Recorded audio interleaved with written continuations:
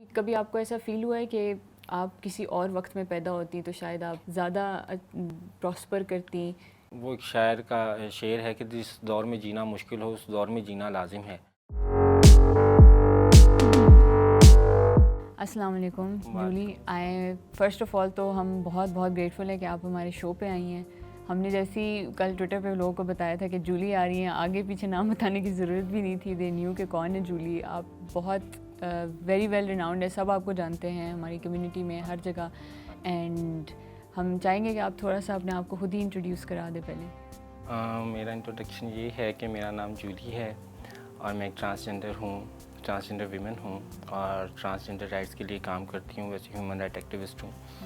और इसके अलावा बाकी आपने खुद ही बता दिया कि लोग अल्हम्दुलिल्लाह बड़ी इज़्ज़त करते हैं, बड़ी मोहब्बत करते हैं और काफ़ी काम है। अगर आप मेरा बाय प्रोफेशन पूछें या मेरी मूवमेंट को पूछें कि मैंने क्या काम किया है मूवमेंट के लिए, तो उसमें मैंने आज से 5-6 साल पहले जो है ये मूवमेंट स्टार्ट की और सेक्शन 377 को चैलेंज किया, क्योंकि सेक्शन 377 जो था वो ट्रांसजेंडर वीमेन का जो रेप था उसको रेप कंसीडर नहीं करता था, वो सोडमी केस कहलाया जाता था। तो वहाँ पे जब मैंने एक एफआईआर करनी चाहिए, एक रेप ट्रांसजेंडर के साथ रेप हुआ और उसकी एफआईआर में करवाने गई, तो उन्होंने कहा भी आपके लिए तो कोई राइट्स नहीं है और आप क्यों यहाँ पे एफआईआर कराने आ गई हैं, और ट्रांसजेंडर्स का तो काम ही ये है, तो वो तो करते ही ये हैं, तो आप कहाँ पे आ गई हैं। तो तब फिर एहसास हुआ कि हमारे लिए तो कोई राइट्स की बात ही यहाँ पे नहीं है और हमारी तो आइडेंटिफिकेशन ही नहीं है। तो फिर इस्लामाबाद में आई, यहाँ पे मूवमेंट स्टार्ट की, यहाँ पे फिर आवाज़ उठाई, फिर सेक्शन 377 चैलेंज हुआ। फिर वो पहला पाकिस्तान की हिस्ट्री में पहला मैंने वो केस रजिस्टर्ड करवाया थाने में एफआईआर। तो फिर स्टेक होल्डर्स जो ऐवान सदर में जो स्टेक होल्डर्स हमारे पास बैठे हैं, पार्लियामेंटेरियंस बैठे हैं, तो वहाँ पे एक बहस छिड़ गई ट्रांस वुमेंस के राइट्स के लिए। फिर 2018 में ट्रांसजेंडर प्रोटेक्शन एक्ट बना, जहाँ पे हमारी सेल्फ परसीव्ड आइडेंटिटी को एक्नॉलेज किया गया, जहाँ पे हमारा right to vote, right to health, right to education, जो बेसिक ह्यूमन राइट्स थे और बेसिक सिटीजनशिप राइट्स हमारे जो थे उनको एक्नॉलेज किया गया। तो वो एक बड़ा माइलस्टोन था, बड़ी कामयाबी और अचीवमेंट थी, क्योंकि 2018 से पहले हमारे पास कोई सेल्फ आइडेंटिफिकेशन का राइट नहीं था। हम पे मुख्तलिफ़ किस्म के सवालात उठाए जाते थे, हमारा सेक्स चैलेंज किया जाता था। लोग हमसे इस तरह के सवाल पूछते थे कि आप बताएं कि क्या हैं, अच्छा ये खुसरे क्या होते हैं, ये ऊपर क्या लगा होता है, ये नीचे क्या लगा होता है, इनका सिस्टम क्या होता है। तो इस तरह के सवालात का सामना हमें रोज़ करना पड़ता था। लेकिन फिर जब 2018 का एक्ट बना तो उसमें गवर्नमेंट ऑफ पाकिस्तान ने हमें सेल्फ परसीव्ड आइडेंटिटी का हक दिया कि अब मैं नादरा में जाके अपने मुंह से अपना जो जेंडर बताऊंगी, मुझे उसके मुताबिक अपना आईडी कार्ड मिलेगा। तो जब हमारी सेल्फ परसीव्ड आइडेंटिफिकेशन जो है वो हो चुकी और हमें राइट सारे मिल चुके थे, तो उसके बाद इम्पॉर्टेंट था इनको इम्प्लीमेंट करवाना। तो फिर जारी बात है, एक चूँकि मैं एक मूवमेंट जो थी इसका मैं एक विक्टिम थी, पहले इस सिस्टम में आई और एक लाइफ जो थी बीइंग अ विक्टिम मैंने गुजारी। लेकिन उसके बाद फिर अल्हम्दुलिल्लाह मैं एक सर्वाइवर के तौर पे आई और मैंने इस मूवमेंट को चलाया। और बिल्कुल एक ये कलेक्टिव एफर्ट है, बहुत सारे ट्रांसजेंडर्स हैं जो अब माशाल्लाह मेन स्ट्रीम में काम कर रहे हैं, अपनी अपनी जगह पे काम कर रहे हैं। उसके बाद फिर मैंने हॉस्पिटल्स में गई और वहाँ पे जाके नर्सिंग स्टाफ को सेंसिटाइज़ किया, डॉक्टर्स को सेंसिटाइज़ किया, क्योंकि डॉक्टर्स जो थे वो ट्रांस वीमेंस के लिए उनके पास कोई जो था वो मेडिकल नॉलेज ही नहीं था, मेडिकल इन्फॉर्मेशन ही नहीं थी।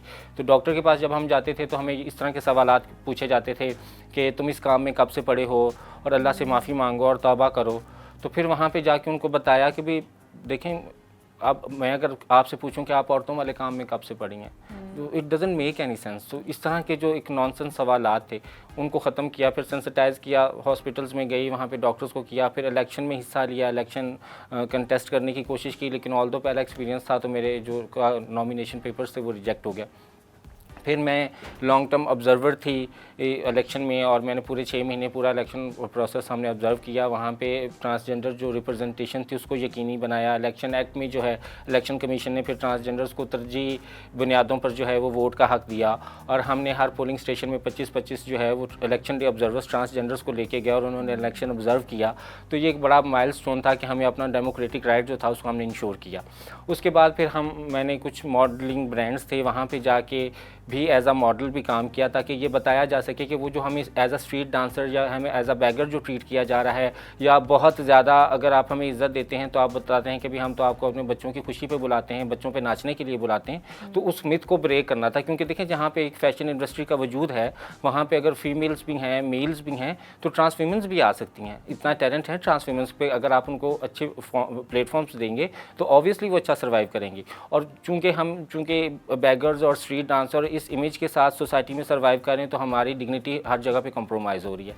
फिर उसके बाद मॉडलिंग के बाद फिर मैंने जो है TCM के नाम से एक जो नेकेड ट्रुथ के नाम से एक जो सीरीज़ थी TCM के साथ, वो एक मैंने प्रोजेक्ट किया। उसमें मैंने सोशल बिहेवियर्स को चैलेंज किया, क्योंकि हमें अक्सर सुनने को मिलता था कि तुम लोग तो बेगैरत लोग हो, तुम लोग तो कंजर लोग हो, तुम लोग तो मुआशरे से निकाले हुए लोग हो, और तुम लोगों का क्या हक़ है इस्लाम में, और तुम लोगों का क्या हक़ है मुआशरे में और दीन में, और मतलब मुख्तलिफ सवालात थे।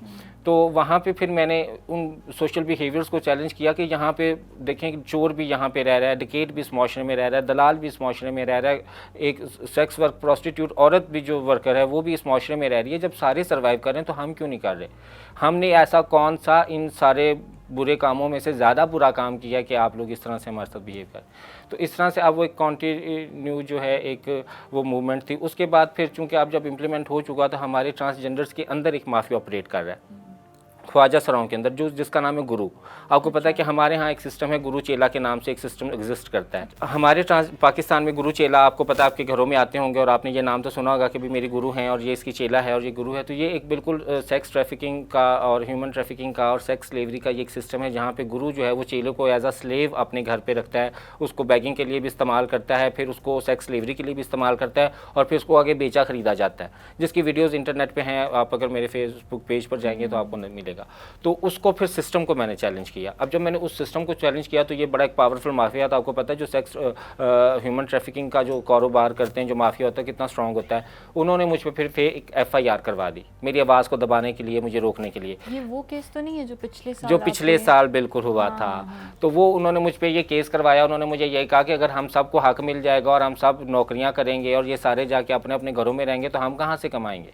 क्योंकि गुरु का सर्वाइवल तो चेले है ना। गुरु 20 चेलों को रख के कमा रहा है और कोई अकाउंटेबल नहीं। उससे पूछा जा रहा है कि भी तुम्हें किसने हक दिया है कि तुम 20 शहरियों को अपने पास रखो और उनको इस्तेमाल करो? तुम किस कानूनी हैसियत से कर रहे हो? तुम किस मौशरती हैसियत से कर रहे हो? तो वो एक माफिया जो है उसको जब एक्सपोज मैंने किया तो वो फिर आपको पता है वो केस जो है फिर अल्हम्दुलिल्लाह जब मुझे फेक FIR करके पकड़ा गया, पुलिस ने मुझे फेक FIR की और पकड़ा, तो ट्विटर पे एक टॉप ट्रेंड बना जस्टिस फॉर जूली का। सोशल मीडिया के प्लेटफॉर्म पे आवाज़ उठी। मैं बड़ी खुश हुई कि भी हमारा यूथ जो है वो माशाल्लाह इतना अवेयर हो चुका था कि वो मेरे लिए खड़ा हुआ और उन्होंने इंसाफ के लिए आवाज़ उठाई। तो फिर मैं वहाँ से रिहा तो हो गई, लेकिन 1 साल मुझे वो केस लड़ना पड़ा। मैं 1 साल अदालत में धक्के खाती रही और 1 साल के बाद अदालत ने मुझे इनोसेंट साबित किया, मुझे जो है वो बाइज़्ज़त बरी किया। तो वो एक मेरी फिर बड़ी सक्सेस हुई, क्योंकि पहले मुझे जो 7 ट्रांस वीमेंस थे, जो चेला थे, वो मुझे कहते थे कि ये बड़ा स्ट्रॉन्ग माफिया था, तुम सर्वाइव नहीं कर पाओगी। लेकिन 1 साल के बाद अल्हम्दुलिल्लाह वो केस भी सॉल्व हो चुका है। तो उसके बाद अब मैंने एक जो है वो अपने पास जो एक घर में जो है वो मैंने एक शेल्टर बनाया हुआ है, जहाँ पे जो ट्रांसजेंडर जो रेस्क्यू करती हूँ मैं, जो ट्रांस गुरुओं के पास फंसे हुए हैं, जो वहाँ से निकलने नहीं दे रहे, जो जिनको बेचा ख़रीदा जा रहा है, 8 लाख 10 लाख रोज़ की बोली लगाई जा रही है, उनको रेस्क्यू करते हैं हम लोग। और रेस्क्यू करके फिर अपने पास रख के उनके लिए मुख्तलिफ जगहों पे मौके ढूंढते हैं। मतलब काफ़ी न्यूज़ चैनल में मेकअप आर्टिस्ट के तौर पर ट्रांस वीमेंस काम कर रही हैं। एक ट्रांस वीमन हमारी बेनज़ीर इनकम सपोर्ट प्रोग्राम में जॉब कर रही है। कुछ मेरी जो हैं ट्रांस वीमेन जो फ्रेंड्स हैं वो NGOs के ऑफिस में काम कर रही हैं। तो मुख्तलिफ जगहों पे वो अब एक सस्टेनेबल और एक डिग्निटी वाली लाइफ जो है वो गुजार रही। तो ये मेरा एक मूवमेंट का पूरा बैकग्राउंड था और ये मेरा थोड़ा सा अब तक का एक्सपीरियंस। अच्छे तरीके से सारा कुछ समराइज़ करके बताया। लेकिन अच्छा, शुरू में मैं चाह रही थी कि आप वैसे जैसे आपका नेकेड ट्रूथ भी है, एक यूट्यूब पे आपका एक शो चलता है, उसके अलावा भी आप जहाँ भी बात करती हैं आपसे हमेशा डिमांड किया जाता है कि आप सीरियस टॉपिक्स पे बात करें। एंड वो साइड, आपकी एक्टिविस्ट साइड को तो हम सब बहुत अच्छे तरीके से जानते हैं, लेकिन मैं चाह रही थी कि हम थोड़ा बहुत आपको उस सब के अलावा भी हम आपको जानें कि आप असल में जूली कौन है, असल में आपको क्या चीज़ें पसंद हैं, क्या किस किस्म की आपकी नेचर है, ये सब कुछ थोड़ा सा उससे हट के भी देखिए, जूली जो है वो बिल्कुल एक इंसान है और जूली पाकिस्तान की शहरी है। और जब हम अपने आप को पाकिस्तान की मैं शहरी कह रही हूँ तो उसका मतलब ये है कि मैं इस चीज़ का अपने आप को पाबंद कर रही हूँ कि जो आइन होगा पाकिस्तान का, मैं उसके मुताबिक जो है इस मुल्क में ज़िंदगी गुजारूँगी। अब जब हमारे पास एक कॉन्स्टिट्यूशन आ चुका है, जब एक आइन आ चुका है, जब हमें एक तरीका बता दिया गया है, तो उस तरीके को फॉलो करना तो बहुत इम्पॉर्टेंट है। और अगर आप वो फॉलो ही नहीं कर रहे तो आप उस मुल्क के शहरी नहीं हैं। जो इंसान आइन का ही पासदार नहीं है वो उस मुल्क का शहरी कैसे हो सकता है। तो अगर आप मेरी ज़ाती ज़िंदगी के बारे में पूछें कि ज़ाती तौर पे मैं कैसी हूँ, तो ज़ाती तौर पे देखें, बचपन जो है वो हमारा जो ट्रांसवीमेंस का, जो ट्रांसजेंडर्स का बचपन होता है वो बड़ा ही ज़्यादा स्ट्रेसफुल होता है। वहाँ हमारे पास दोस्त नहीं होते बचपन में, हमें बहुत ज़्यादा घर वालों की तरफ से प्रेशराइज़ किया जाता है, मारा पीटा जाता है, सेक्सुअली अब्यूज़ किया जाता है। तो जब एक बच्चे को बचपन में इतना ज़्यादा सफ़र करना पड़ता है तो उसकी मेंटल स्टेट ऑब्वियसली बड़ी इफ़ेक्ट हो जाती है, उसको साइकोलॉजिकल बहुत इश्यूज़ आने लग पड़ते हैं। तो कभी कभी डिप्रेशन हो जाता है, बहुत ज़्यादा एंजाइटी हो जाती है, कभी कभी बहुत खुश भी होती हूँ, और कभी कभी बस मतलब कि आप देखें ना कि जब आपको सोसाइटी में हर तरफ लड़ना पड़ता है और आपको हर तरफ शटअप कॉल देनी पड़ती है। इवन कि मैं आपके ऑफिस के ऊपर आ रही थी तो मुझे सिक्योरिटी गार्ड ने किसी को नहीं रोका, उसने मुझे पूछा है रोक के किधर जा रहे हो तुम, मतलब तमीज़ से भी नहीं पूछा, ऐसे पूछा किधर जा रहे हो तुम। अब देखें ना, मुझे हर जगह पे एक शटअप कॉल देनी पड़ती है, मुझे बताना पड़ता है कि तुम्हें अपना स्टेटस पता होना चाहिए मेरे स्टेटस को चैलेंज करने से पहले। तो इस तरह से बस थोड़ा मुश्किल है ज़िंदगी गुजारना। बाकी एक नॉर्मल सब में इंसान थोड़ा सा मुश्किल हो जाता होगा ना, एक अपने किसी शौक़ को डेवलप करना, अपने ऊपर के मैं काम वगैरह हर चीज़ से, अपनी जो एक लड़ाई है जो मैं सोसाइटी से लड़ी उसके बालातर मैं उसके अलावा क्या कर सकती। मेरे ख्याल से इतनी ज़्यादा आप थक जाती होंगी लड़ते लड़ते, काम करते करते, कि आप समटाइम्स भूल जाती होंगी कि मेरे खुद के भी कोई शौक़ है, मैं अपने लिए भी जीना चाहती हूँ। नहीं, हाँ ऐसा नहीं है, बिल्कुल भी नहीं है। खुद के जो शौक़ हैं मेरे, ये काम मेरा शौक़ है। मतलब कि मुझे किसी ने ज़बरदस्ती थोड़ी कहा इस मूवमेंट को चलाने के लिए। ये मूवमेंट तो मेरे दिल के बड़े करीब, मेरी अपनी मूवमेंट है ना। मतलब ये किसी की जंग थोड़ी, मैं औरत की जंग थोड़ी लड़ रही हूँ। सही बात है। मैं किसी मर्द की जंग थोड़ी लड़ रही हूँ कि आप कहें कि भी मैं मर्दों के लिए इतनी जंग लड़ रही हूँ कि मैं अब थक के अपने लिए टाइम निकाल लूँ। ये सारा अपने लिए कर रही हूँ ना। ये जितनी मूवमेंट चला रही हूँ, ये जो राइट मांग रही हूँ, ये जो डिग्निटी मांग रही हूँ, किस लिए मांग रही हूँ कि मैं अपने एक बेहतर तौर पर, एक अच्छे शायरी के तौर पर सर्वाइव कर सकूँ। अब जब आप अच्छे शहरी के तौर पे सर्वाइव करने की बात करते हैं तो यहाँ पे वो कॉन्सेप्ट ही नहीं है। यहाँ पे आप नॉर्मल ऑडियंस से पूछें कि भी आप अच्छे शहरी के तौर पे, तो वो पता क्या कि हम अच्छे शहरी क्यों बने, हुकूमत ही ठीक नहीं है। अब हुकूमत ठीक हो तो हम अच्छे बने। नहीं, ऐसा नहीं, आपको अपनी रिस्पॉन्सिबिलिटी तो अदा करनी है, कोई ख़राब है या नहीं है। तो बाकी अपने लिए टाइम ऑब्वियसली निकालती हूँ, सारा दिन फ्रेंड्स के साथ इंजॉय करती हूँ। इधर आपकी कोई हॉबीज़, कोई इस तरह की चीज़? हॉबीज़ मेरी डांस मेरी हॉबी है, म्यूज़िक मेरी हॉबी है, पेंटिंग मेरी हॉबी है, क्रिएटिविटी, मेकअप। पेंटिंग का पता होता, हम आपको कह रहे थे अपनी कोई पेंटिंग्स ला ले एज अ प्रोफेशनली तो मैं प्रोफेशनल तो पेंटर नहीं हूँ, लेकिन एज अ हॉबी कुछ ना कुछ मूड को ड्रॉ करने के लिए कि भाई वो थोड़ा बहुत इस तरह के शुगल। कोई शोज़ वगैरह देखती हैं, कोई नेटफ्लिक्स वगैरह देखती हैं? मैं नेटफ्लिक्स तो नहीं देखती, लेकिन मैंने पिछले दिनों एक ड्रामा देखा था, दिले ना उम्मीद तो नहीं। अच्छा। बहुत खूबसूरत ड्रामा था और बिल्कुल सोसाइटी की असल अक्कासी, हमारे मुआशरे की बिल्कुल असल अक्कासी थी वो। बिल्कुल रियलिटी, जो ग्राउंड पे जो रियलिटी थी वो दिखाई गई थी, तो मुझे बड़ा पसंद ड्रामा। अच्छा, अगर जैसे कि अच्छा जब से पाकिस्तान बना है, या चलें उससे भी पीछे चले जाते हैं, जब पाकिस्तान और इंडिया एक थे उस टाइम को भी ले लेते हैं, कोई अभी कभी आपको ऐसा फील हुआ है कि आप किसी और वक्त में पैदा होती तो शायद आप ज़्यादा प्रॉस्पर करती, या कोई ऐसा वक्त है जिसमें आप चाहेंगे कि अगर मैं इस टाइम पैदा हुई होती? वक्त तो कोई भी बुरा नहीं होता, वक्त को तो, ज़माने को तो बुरा नहीं कहना चाहिए। अल्लाह ताला ने मना किया वक्त और ज़माने को बुरा कहने से। लेकिन वो एक शायर का शेर है कि जिस दौर में जीना मुश्किल हो उस दौर में जीना लाजिम है। तो सेल्फ सेंटर्ड देखें, इंसान की जो इंसान है ना, वो हम अशरफुल मखलूक़ात हैं। तो अगर मैं सिर्फ अपने बारे में सोचूं कि जूली क्या चाहती है, जूली कहाँ जाना चाहती है, जूली क्या करना चाहती है, तो वो तो खुद गर्जी होगी ना। मतलब इस तरह से तो मैं जिस तरह से ये मैं कैरियर बना रही हूँ, मैं तो बाहर असाइलम भी लेके जा सकती हूँ, मैं किसी बाहरले मुल्क सेटल भी हो सकती हूँ। अगर जूली को ही सेंटर्ड बनाना है या जूली ने ही फ़ायदा कमाना है, वो जो एक लीडर, देखिए मुझे कम्युनिटी ने लीडर बनाया है, मैं बनना नहीं चाहती थी, मैंने तो अपने लिए आवाज़ उठा रही थी। तो वो जो मैंने अपने लिए आवाज़ उठाई तो बाकी भी साथ शामिल हो गए कि भाई हमारा भी तो यही मसला है, हम भी तो यही 2-4 मसाइल से। तो कम्युनिटी ने एक मेरे ऊपर उम्मीद रख ली है। अब जो ट्रांसजेंडर कम्युनिटी यहाँ पे है वो मुझे कहती है कि तुमने आवाज़ उठाई थी हकूक़ के लिए, अब तुम बताओ, तुमने हमें कहा था ये करो, तुम कहती हो कि भीख ना मांगो, तुम कहती हो ये काम ना करो, अब बताओ हम किधर जाएं, अब नौकरी लेके दो, तुमने कहा था तो अब देखो गुरु हमें बेच रहा है तो तुम आओ। तो जब आपके ऊपर एक रिस्पॉन्सिबिलिटी पड़ जाती है, जब आपके ऊपर एक जिम्मेदारी पड़ जाती है, तो मेरे ख्याल है वो प्रायोरिटी हो जाती है। अब अगर ये जिम्मेदारी मुझे मिली है और ये मेरे ऊपर पड़ गई है तो मुझे लगता है कहीं ना कहीं मेरी ज़िंदगी का मकसद भी एक बन गया ना। आप देखें कि कभी हमारे पास तो ये तस्वुर ही नहीं कि ख्वाजा सराओं का कोई मुस्तकबिल भी होता है, या वो मुस्तकबिल में डॉक्टर भी बन सकते हैं, वो इंजीनियर भी बन सकते हैं, वो पायलट भी बन सकते हैं। हम हद सोचें तो हम कहते हैं हमारे घर में जो है बावर्ची को ख्वाजा सरा बन सकता है, या हमारे घर में सफाई करने वाला ख्वाजा सरा आ सकता है। मतलब जब मैं लोगों को एम्पावरमेंट के लिए बात करती हूँ, लोगों से बात करती हूँ, तो वो मुझे पहला बात क्या सवाल करते हैं, अच्छा जूली हमारे घर में एक सफाई वाले की ज़रूरत है, तो आप ट्रांसजेंडर को कहें, वो किसी ख्वाजा सरा को कहें, वो आ जाए, हम उनको जो है वो रोज़गार देना चाहते हैं। मैंने कहा आप ये क्यों नहीं कहते कि हमारे क्लिनिक में एक डॉक्टर की जगह है तो एक डॉक्टर हमने यार ट्रांसजेंडर रखना है। मैंने कहा आप ये क्यों नहीं कहते कि हमारे ऑफिस में एक इंजीनियर की ज़रूरत है, हमने एक ट्रांसजेंडर जो है वो इंजीनियर रखना है। आप जो है वो क्यों चाहते हैं कि हम आपके घरों की सफाइयाँ और बर्तन करें और आप वहीं पर हमें नौकर बना के जलील भी करें और हमें सेक्सुअली असॉल्ट भी करें और इन पर मार पीट के निकाल भी दें? ये कौन सी आप इज्जत दे रहे हैं? आप किसी को घर में खान सामे की नौकरी दे के कौन सी इज्जत दे रहे हैं? ठीक है ना, आप इज्जत, तो इन चीज़ों को हमें थोड़ा सा सोचना पड़ेगा ना कि हम इन चीज़ों से निकल ही नहीं रहे। हमें लगता है कि ट्रांसजेंडर को हम ज़्यादा इज्जत देंगे तो वो मेकअप आर्टिस्ट बन जाएंगे, बहुत ज़्यादा वो सर्वाइव करेंगे तो वो जो है वो कुक की शेफ़ बन जाएंगे। नहीं भाई, हर सबके मुख्तलिफ शौक़ हैं। देखा, हर इंसान की एक इंडिविजुअल पर्सनैलिटी है।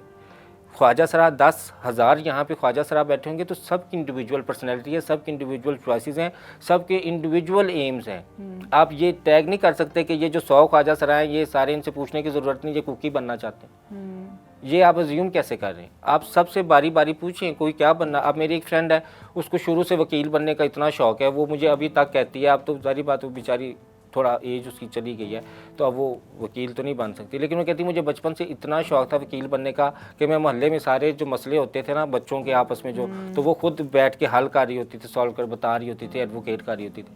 तो देखा, अगर उसके पास हक होता, उसको एक नॉर्मल ज़िंदगी दी जाती है, उसको स्कूल में पढ़ाया जाता, उसके माँ बाप जितना बेटी के मुस्तकबिल के लिए परेशान हैं, जितने बेटे के मुस्तकबिल के लिए परेशान हैं, उसके लिए भी उतना ही होते तो आज वो वकील बन जाती ना। हमारे पास कराची में एक ट्रांसजेंडर है ना, लॉयर निशा राव, ठीक है, तो हमें अगर ज़रा नाम हो तो मिट्टी बड़ी ज़रखेज़ है, ताकि हमें मौक़े मिलने चाहिए ना।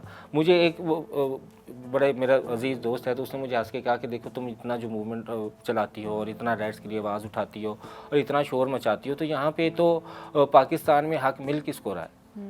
यहाँ पे तो हक किसी को, गरीब को भी नहीं मिल रहा, फलाने को भी नहीं मिल रहा। मैंने कहा देखो, पाकिस्तान में हक नहीं मिल रहा लेकिन सब छीन तो रहे ना, एक लाइन में खड़े हो गए, जिसके हाथ में जितना आ रहा है वो ले तो रहा है ना। तो हमें तो उस लाइन में खड़े नहीं होने दिया जाता। हम खड़े होते हैं तो हमें धक्का मार के पीछे कर देते हैं, तुम तो ख्वाजा सरा पीछे हो जाओ, तुम इस लाइन में कहाँ। मैंने कहा हम उस लाइन में खड़ा कर दें, फिर हम जितना छीन सके भाई, वो हमारी हिम्मत, हम फिर तो नहीं किसी पे एतराज़ करते ना। फिर उन्होंने कहा जी आप तो ख्वाजा सरा बदलना ही नहीं चाहते, हम तो उन्हें कहते हैं कि आप काम करें, तो वो तो ख्वाजा सरा तो कहते हैं हमने डांस करना है, वो तो कहते हैं हमने तो सेक्स वर्क करना है, वो तो कहते हैं हमने भीख मांगनी है। मैंने कहा आप मुझे ये बताएं, आपके पास ये डाटा है कि पाकिस्तान में कितनी औरतें सेक्स वर्क करती हैं? अब उनको देख के मैं अगर ये शोर मचाऊं कि यहाँ पे तो औरत इज्जत चाहती नहीं है, यहाँ पे तो औरत जो है वो घर में रहने नहीं चाहती, यहाँ पे तो सारी औरतें जो हैं वो बनना चाहती हैं। I am sorry, excuse my language, just excuse के भी यहाँ पे ये लफ्ज़ उनके लिए इस्तेमाल किया जाता है, वो तो ये बनना चाहती हैं। मैंने कभी कहा ऐसा नहीं, जो बनना चाहती है वही बनना चाहती है। 10 ख्वाजा सरा भी सेक्स वर्कर बनना चाहते हैं तो उसका मतलब ये कतई नहीं है कि सारे बनना चाहते हैं, ठीक है ना। और आप ये बताएं कि आप हक तो देना, अगर 10 में से एक भी अपनी ज़िंदगी बदलना चाहता है तो उसके पास प्लेटफॉर्म तो हो ना बदलने के लिए, ठीक है ना। मेरा कतई ये मतलब मकसद नहीं है कि मैं ज़बरदस्ती लोगों को ला के कहूँ कि भाई तुम लोग ये बनो, सबकी पर्सनल चॉइसेस हैं। लेकिन मुझे क्या गिला है कि अगर मैं डॉक्टर बनना चाहती थी तो अब मैं बन नहीं पाई, क्योंकि मेरे पास जो है वो कोई प्लेटफॉर्म ही नहीं था। आप स्कूल में जाते, हम स्कूल में एडमिशन ले लेते हैं, वहाँ पे क्या होता है हमारे साथ कि वहाँ पे हमें एक इतना ज़्यादा प्रेशर किया जाता है, इतना ज़्यादा में जो है वो उस्ताद जो है वो डराता है, हमें सेक्सुअली अब्यूज़ किया जाता है, वो लड़के स्कूल के बाहर रास्ता रोक लेते। और ये चीज़ें जब हम घर बताते हैं तो वो क्या कहते हैं तुम्हारा कसूर है। विक्टिम ब्लेमिंग शुरू से हमारे पास मीनार पाकिस्तान में तो विक्टिम ब्लेमिंग हो रही है, तो विक्टिम ब्लेमिंग तो शुरू से चलती आ रही है, तो भी वो तो तुम्हारा कसूर है, तुम कसूरवार हो, तो बड़ा मुश्किल है हमारे लिए। इसमें एक चीज़ अभी रिसेंटली जो एक ट्रांसजेंडर्स का अपना एक स्कूल खुला है, तो मैं उसी के बारे में सोच रही थी कि ठीक है ये एक अचीवमेंट है कि हमारे पास ट्रांसजेंडर्स के लिए एक स्पेशल स्कूल खुला है, लेकिन इससे ज़्यादा ज़रूरी ये नहीं है कि वो उन्हीं स्कूल्स में जाएं जिसमें बाकी सब लोग भी जा रहे हैं। देखें, आई एम सो सॉरी, लेकिन मुझे तो बिल्कुल भी आपने कहा है कि ये बिल्कुल बड़ा अच्छा कदम है, ये बिल्कुल भी अच्छा कदम नहीं है। ठीक है, ट्रांसजेंडर्स का स्कूल खुला है, इसका मतलब क्या है? वही इन मेरा अल्फाज यही पे सवाल दोबारा जो आपने ये जो लफ्ज़ कहे हैं, इन पे हम दोबारा गौर करते हैं। ट्रांसजेंडर्स का स्कूल खुला, आप अलहदा से करिकुलम बना रही हैं ट्रांसजेंडर्स के लिए। एग्जैक्टली मेरा भी यही और सवाल आप था। अलहदा से स्कूल बनाने का मतलब हमें स्पेशल चाइल्ड कहना चाह रहे हैं कि हाँ, हम कि आप अलग हैं हम सबसे। मैं आपको नॉर्मल कहाँ से लग रही हूँ? मेरी बातचीत से आपको मैं नॉर्मल लगती हूँ कि भाई ये अब नॉर्मल, इसका ज़हनी तवाज़ुन ठीक नहीं है। बिल्कुल भी नहीं। अल्हम्दुलिल्लाह मैं तंदुरुस्त ठीक ठाक हूँ। ट्रांसजेंडर स्कूल बना रहे का मतलब क्या है? इसका मतलब ये कि आप हमें पहले एक्सक्लूडेड थे सोसाइटी से, आपने यकीन दिला दिया कि भाई हम सोसाइटी का हिस्सा बनने के काबिल नहीं।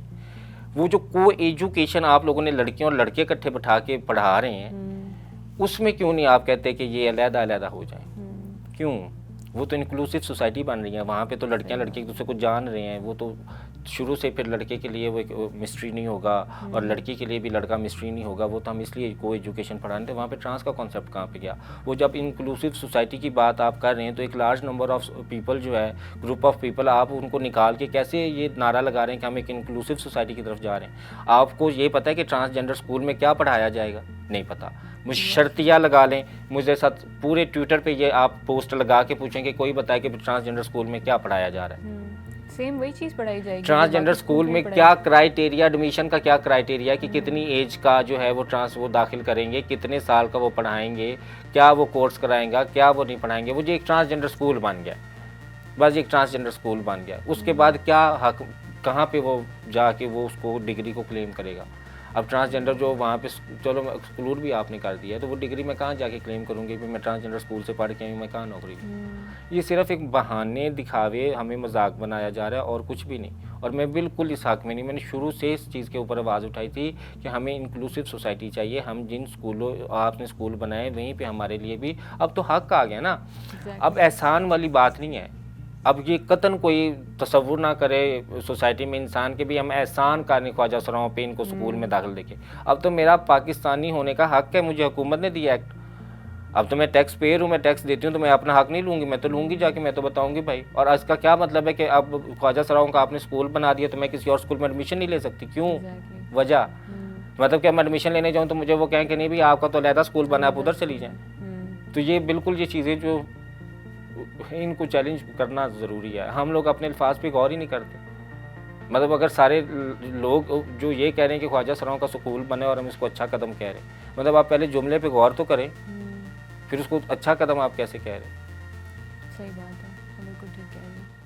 अच्छा, इसके अलावा मैं थोड़ी सी क्यूरियस थी, आपका जो नाम है जूली, पूरा नाम जूली अवान है? जी, जूली अवान। हाँ, तो जूली आपने मेरे ख्याल से खुद ही चुना है अपने लिए नाम। हाँ। ये क्यों चुना है आपने? ये मैंने क्यों चुना है, मुझे बस पसंद था। मैं चूँकि जब नई नई इस ट्रांसजेंडर कम्युनिटी के अंदर आई और गुरुओं के पास गुरुओं के हत्थे चढ़ गई, क्योंकि बड़ी बचपन में 12-13 साल की उम्र में घर से निकल गई, बड़ा घर वाले मारते पीटते थे और बड़ा प्रेशराइज।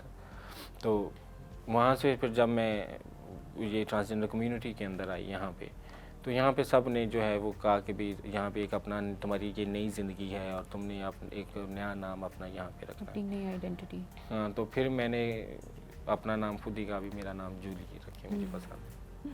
नाइस। अच्छा, आपकी मैंने एक वीडियो देखी थी यही नेकेड ट्रूथ वाली, उसमें आपने बहुत ज़्यादा जो है ना नज़रिए के बारे में बात की थी, आइडियोलॉजी की बात की थी और आपने काफ़ी चीज़ें उसमें चैलेंज की थी। तो मैं चाह रही हूँ कि वो क्या नज़रिया था जिसकी आप स्पेसिफ़िकली बात कर रही थी, कि किस किस्म का नज़रिया होना चाहिए? देखिए, नज़रिए की किस्म मैं नहीं बता सकती, लेकिन नज़रिया होना चाहिए। ठीक है ना, हर इंसान के पास एक आइडियोलॉजी तो होनी चाहिए।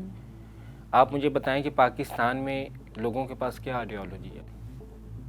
एक तरफ आप कह रहे हैं कि भी हम तो शरीयत पसंद, इस्लाम पसंद, हम तो यहाँ पे नौबत ही नहीं आने देंगे। ये बात करके शाम को आप ट्रांसजेंडर्स को फंक्शन पे लड़कियों को बुला के मुजरा नसीबों का कर रहे हैं, तौबा तौबा करा दी थी तू जालिमा में, ये लफ्ज़ आपने डालने हैं। ये क्योंकि गाने सेंसर बोर्ड ने सेंसर नहीं किए, तो अब आप चैनल पे क्यों सेंसर करेंगी? आप बताएं ना कि भाई ये सेंसर बोर्ड ने पास करके ये गाने निकालने जिसमें है कि तू कुंडी मैं बुआ नहीं खोलना, और मतलब इंतहाई वर्गल, मेरी तो ज़बान ज़ेब नहीं दे रही कि मैं वो वर्गल आपको बताऊं कि वो क्या कर रहे हैं। ठीक है, बुढ़े वारे भी शक प्या करना है, पांदा होवेगा जवानी हनेर जालमा, ये सेंसर हुए गाने चल रहे हैं। ये गाने भी हम सुन रहे हैं, उन पे मुजरा भी देख रहे हैं, उन पे पैसे भी फेंक रहे हैं और सुबह इस्लाम के नाम पे हम मर भी रहे हैं और औरत को हम इज्जत का दर्स भी दे रहे हैं। अब आप मुझे बताएंगे ये क्या आइडियोलॉजी है? या तो फहाशी आइडियोलॉजी है तो फिर चलो फहाशी है, पता है कि भाई एक आइडियोलॉजी फहाशी है, या इस्लाम है तो फिर इस्लाम है, एक है ना। मुनाफिक कौन है? तो मैंने जो वो वीडियो बनाई थी उसमें मैंने कहा था कि आइडियोलॉजी ज़रूर होनी चाहिए, नज़रिया होना ज़रूर चाहिए। हम दो कौमी नज़रिया क्यों पढ़ते आ रहे हैं? उसकी क्या अहमियत और वक़्त है हमारे पास? क्यों उसके बारे में पढ़ना ज़रूरी है? वो दो कौमी नज़रिया क्या है? तो हमारे पास नज़रिया होना चाहिए। यही मैंने उस वीडियो में बताया था कि हम तो नज़रिए के, हमारा नज़रिया क्या है? टिकटॉक हमने बनाई है, हमारा उसके ऊपर नज़रिया क्या है? भी हमारा नज़रिया ये है कि बेचारा गरीब रोटी खा रहा है। भी बेचारा गरीब रोटी खा रहा है, रोटी से भूखा मर कौन रहा है? मुझे ये भी बता दे। भूखा कोई भी नहीं मारा, कोविड से मार रहे हैं। कोविड से इतनी हलाकतें हुई, कभी आपने खबरों में सुना कि यकदम भूख से इतने लोग मरना शुरू हो गए अचानक? सिंध में जो है वो 13,000 अफराद भूख से मर गए, आपने सुना? कभी ऐसी खबर सुनी आपने? तो फिर तो ये कौन सा नज़रिया कि भाई गरीब रोटी तो खा रहा है, टिकटॉक पे नाच रहा है, टिकटॉक पे वो गंदे से गंदा कंटेंट बना रहे हैं, लेकिन रोटी तो खा रहा है भाई।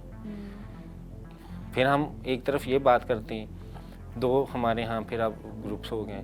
एक ग्रुप कहता है नाचने निकले तो घूंघट कैसा, दूसरा ग्रुप कहते हैं हर चॉइस, वो नाचे या ना नाचे, वो नाच के घूंघट पहने या ना पहने, और वो नाच के घूंघट पहन भी ले तो उसको कोई हाथ क्यों लगाए उसकी मर्जी के बगैर? अब इसमें से कौन सा नज़रिया, नौजवान आपकी औलाद होगी तो इनमें से कौन सा नज़रिया अपनाएगी?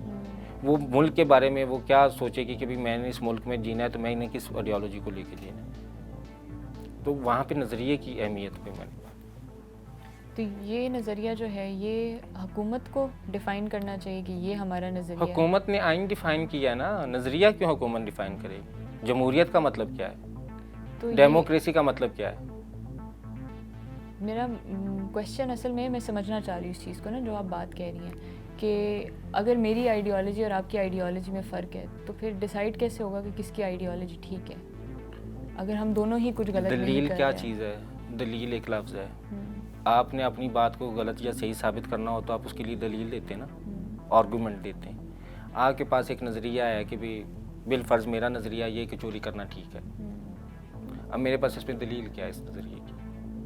नज़रिया क्या है? नज़रिया का मतलब कोई बेतुकी सोचना तो नहीं ना, नज़रिए का मतलब भी तुम्हें पता होना चाहिए ना। मैं कहूँ कि नज़रिया तो आप कहें जी मैं स्ट्रिंग पीती हूँ, मेरा नज़रिया बोतल पीनी चाहिए, ये नज़रिया नहीं है। नज़रिए का मतलब सोचना, एक चीज़ ख्वाहिश, एक सोच और नज़रिया ये मुख्तलिफ चीज़ें। आपकी ख्वाहिश आपका नज़रिया नहीं। मेरी ख्वाहिश तो ये है कि मैं लड़की बन जाऊँ, मेरी ख्वाहिश तो ये है कि ऐश्वर्या से भी ज़्यादा मैं खूबसूरत हो जाऊँ, मेरी ख्वाहिश तो ये है कि भी सारी दुनिया में मिस वर्ल्ड का खिताब मुझे मिल जाए, लेकिन ये मेरा नज़रिया नहीं है। ठीक है ना? ख्वाहिश और नज़रिया दो मुख्तलिफ चीज़ें। हम दोनों की ख्वाहिशें मुख्तलिफ हो सकती हैं, लेकिन नज़रिया तो काबिल बहस होगा ना। नज़रिए के लिए तो आपको एक आइडियोलॉजी के लिए तो आपको फिर पूरी रिसर्च चाहिए। ऐसे थोड़ी घर बैठे आप एक नज़रिया बना लेंगे। अब मेरा अगर नज़रिया है कि ख्वाजा सराज जो है वो उनको पूरा शहरी होने का हक़ है और वो उस हक़ को एक्नॉलेज करें, तो उसकी एक वजह है ना, उसके पास एक रिसर्च है, उसके ऊपर एक काम है। तो ये एक नज़रिया है ना मेरा। मेरा नज़रिया है कि ख्वाजा सराज जो हैं वो घरों में रह के वैसे ही इज़्ज़त से ज़िंदगी गुजारें, उनके माँ बाप उनके लिए वैसे ही मुस्तकबिल के बारे में सोचें जैसे बेटा और बेटी के बारे में सोचें। तो ये एक मेरा नज़रिया है। अब ये नज़रिया के ऊपर दलील मुझसे आप मांगेंगी तो मैं आपको हालात बताऊंगी कि भाई ऐसे ऐसे हमारे साथ होता है, इस तरह से हम जीते हैं, यही हमारे साथ किया जाता है, इसलिए मेरा ये नज़रिया है। अगर आपके पास कोई नज़रिया होगा तो उसकी आप दलील देंगे ना, तो जिसकी दलील दुरुस्त साबित होगी उसका ही नज़रिया दुरुस्त साबित समझा जाएगा। और जब दो लोग एक नज़रिए पे डिबेट करेंगे तो वो फिर एक नतीजे पे पहुंचेंगे ना, या आप मेरा नज़रिया तस्लीम करेंगे या मैं आपका करूँगी। इस तरह से हम एक ग्रुप ऑफ पीपल बनाएंगे और वो ग्रुप ऑफ पीपल एक मूवमेंट बनाएंगे और फिर वो नज़रिया जो है बिहेवियर चेंज, जो सोशल बिहेवियर चेंज है वो उसके थ्रू आएगा। असल में आइडियोलॉजी जो होती है वो बिहेवियर चेंज लेके आती है सोसाइटी में, हुकूमत नहीं बदलती उससे। मतलब कि हमारा नज़रिया जो है वो, हुकूमत ने तो आइन बनाना है, हुकूमत ने तो कानून बनाना है ना। आइन हमारे पास है, कानून हमारे पास है, अब नज़रिया हम लोगों ने बनाना है, क्योंकि हमारे पास जमहूरियत है। हम लोगों ने तरक्की भी अवाम ने करनी है ना, हम लोगों ने नहीं भी करनी तो हमने करनी है।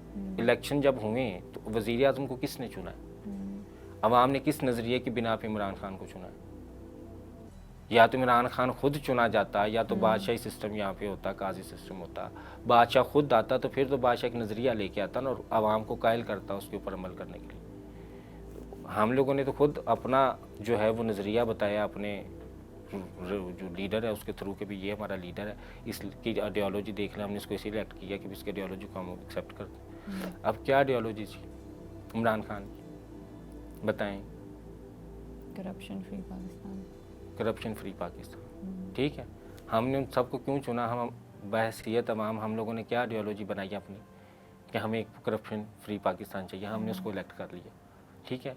अब इलेक्ट करने के बाद हमने फॉलो अप नहीं किया, हमने शिकवा किया, हमने अपना जमहूरी हक इस्तेमाल नहीं किया। जूली, आप कैसी दुनिया अपने पीछे छोड़ के जाना चाहती हैं कि अपनी स्ट्रगल्स के थ्रू आपका एक ख्वाहिश है आपकी? देखें, इंसान ना खुद गार्ज होता है, दुनिया मेरी मर्ज़ी से तो चलेगी नहीं, मेरी ख्वाहिश के मुताबिक बनेगी भी नहीं।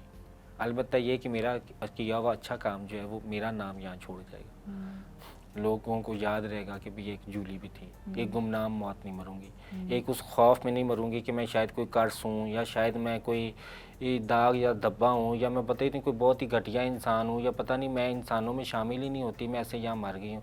ख्वाजा सर ऐसे ही मरते हैं ना बुढ़ापे, हमें तो जनाजा भी नहीं पता होता या नहीं होता, तो बताएं समझें कितनी गुमनाम मौत मरा है और तकलीफ़ गुमनाम मौत की कितनी। आप अपने ऊपर सोचें कि अल्लाह माफ़ करे आप एक गुमनाम मौत मर जाएं और मरते हुए आपको ये पता हो कि आपका कोई भी नहीं है और आपको कोई उठाने नहीं आएगा, आपकी लाश भी कोई नहीं उठाएगा, कितनी वो एक तकलीफ़ दे चीज़ है कि नहीं है? बहुत ज़्यादा है ना। तो मैं अल्हम्दुलिल्लाह अगर अल्लाह ने मुझे नाम और शोहरत दिया तो जब मेरी मौत आएगी तो मुझे एक तसल्ली तो होगी ना कि अगर मैं ख्वाजा सरा थी भी तो चलो एक मैंने स्ट्रगल की भी है, तो आज मैं एक गुमनाम मौत तो नहीं मर रही। आज लोगों को पता है कि भी एक इंसान थी और मैं ख्वाजा सरा से बढ़ के एक इंसान और इंसान से बढ़ के एक अच्छा मुस्बत किरदार सोसाइटी में, तो ये इमेज मेरे लिए काफ़ी है। देखिए हर कोई इंसान स्ट्रगल जो भी इंसान करता है वो वही कर सकता है जो खुद फेस करता है। आपको पता है कि बड़े मशहूर मुफक्किर ने कहा था कि जिस हुक्मरान ने खिड़की से किताबों में भूख पड़ी और खिड़की से बादल और बारिश देखी हो, उसको क्या पता गुर्बत क्या होती। तो आपको एक्सपीरियंस खुद करना होता है। ये जो सारी चीज़ें मैंने खुद एक्सपीरियंस की हैं, इसीलिए ये शिद्दत और ये मूवमेंट और मैं पीछे नहीं हट रही और इसके ऊपर मैं काम कर रही हूँ। तो आपको वो बड़ा ज़रूरी है। आप देखें, आप अक्सर औरतें जो हैं वो अगर ये कहें कि मैं जानवरों के हकूक़ पे काम कर रही हूँ, एक औरत क्या है जानवरों के हकूक़ पे काम कर रही हूँ, तो वो काम औरत के हकूक़ पे ज़्यादा अच्छा कर सकती है। जानवर के हकूक़ पे वो क्या काम करेगी, ठीक है ना, वो उसके दिल के करीब नहीं होगा, वो फिर एक शोबा सा होगा। अब ये काम ऐसे कि भी इसके लिए कोई मैंने फ़िक्स नहीं टाइम किया हुआ कि भाई सुबह 9 से 5 मैं ये काम करूँगी, उसके बाद मुझे नहीं बुलाना।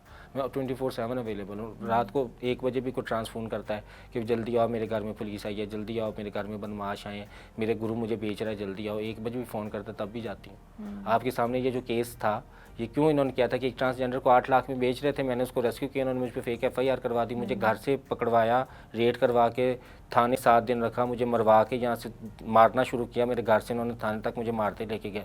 इन्हें था कि ये डर जाएगी, अब इतना 7 दिन जेल में भी जलील हुई है, पुलिस में भी मार खाई है, इतना कि अब ये पीछे हट जाएगी। मैं अगले दिन निकल के फिर वहीं पे खड़ी थी।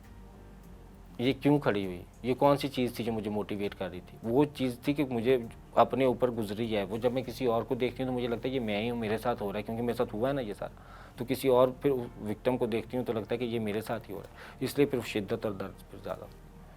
जूली, मुझे ये बताएं, आपकी तरह और भी पाकिस्तान में बहुत यूथ है, बच्चे हैं जो ट्रांजिशन कर रहे हैं, जो नहीं आइडेंटिफाई करते जो उनकी आइडेंटिटी बर्थ पे होती है उसे नहीं आइडेंटिफाई करते और वो डरे हुए हैं। ऐसे बहुत लोग हैं, बहुत लोग ये देख भी रहे होंगे। तो आपका कोई ऐसा मैसेज है जो आप ऐसे बच्चों को, ऐसे लोगों को देना चाहते हैं? देखिए मेरी बात सुने, आप हमारे सिलेक्शन ऑफ वर्ड्स बड़ा इंपॉर्टेंट होता है और हम लोग जो अल्फाज बोलते हैं ना, हम उन पर मेरा ख्याल गौर नहीं करते। डरे हुए बच्चे हैं जो शो नहीं कर रहे। जो शो नहीं कर रहा और डरा हुआ है, इसका मतलब कि वो उसको एक दिमागी मिथ है, वो है नहीं। फिर वो अगर वो हो तो डर ना हो, फिर मैं इतनी ना डर फिर कैसे होगी, मेरे जैसे और ख्वाजा सरा इतने ना डर कैसे हो गए। आप लोग तो देखें, एक तो हाँ अपने एक्सपीरियंस से मुझे बता दें कि जब आप छोटी थी, जब आपको रियलाइज़ हुआ कि आप नहीं आइडेंटिफाई करती जो आपकी बर्थ पे आपको आइडेंटिटी मिली है, तो आपकी फीलिंग्स क्या थी? क्योंकि अब माशाल्लाह आपने सब कुछ सहा, आपने अपने लिए स्ट्रगल किया, लेकिन बहुत से ऐसे लोग होते हैं जो ये सोसाइटी के जो नॉर्म्स होते हैं ना कि ये हमारी एक्सपेक्टेशन है, वो उस बात को मैं डर कह रही हूँ कि वो कह नहीं पाते ना अपने माँ बाप को कह पाते हैं। नहीं, ये बड़े लेम एक्सक्यूजेस हैं, ठीक है।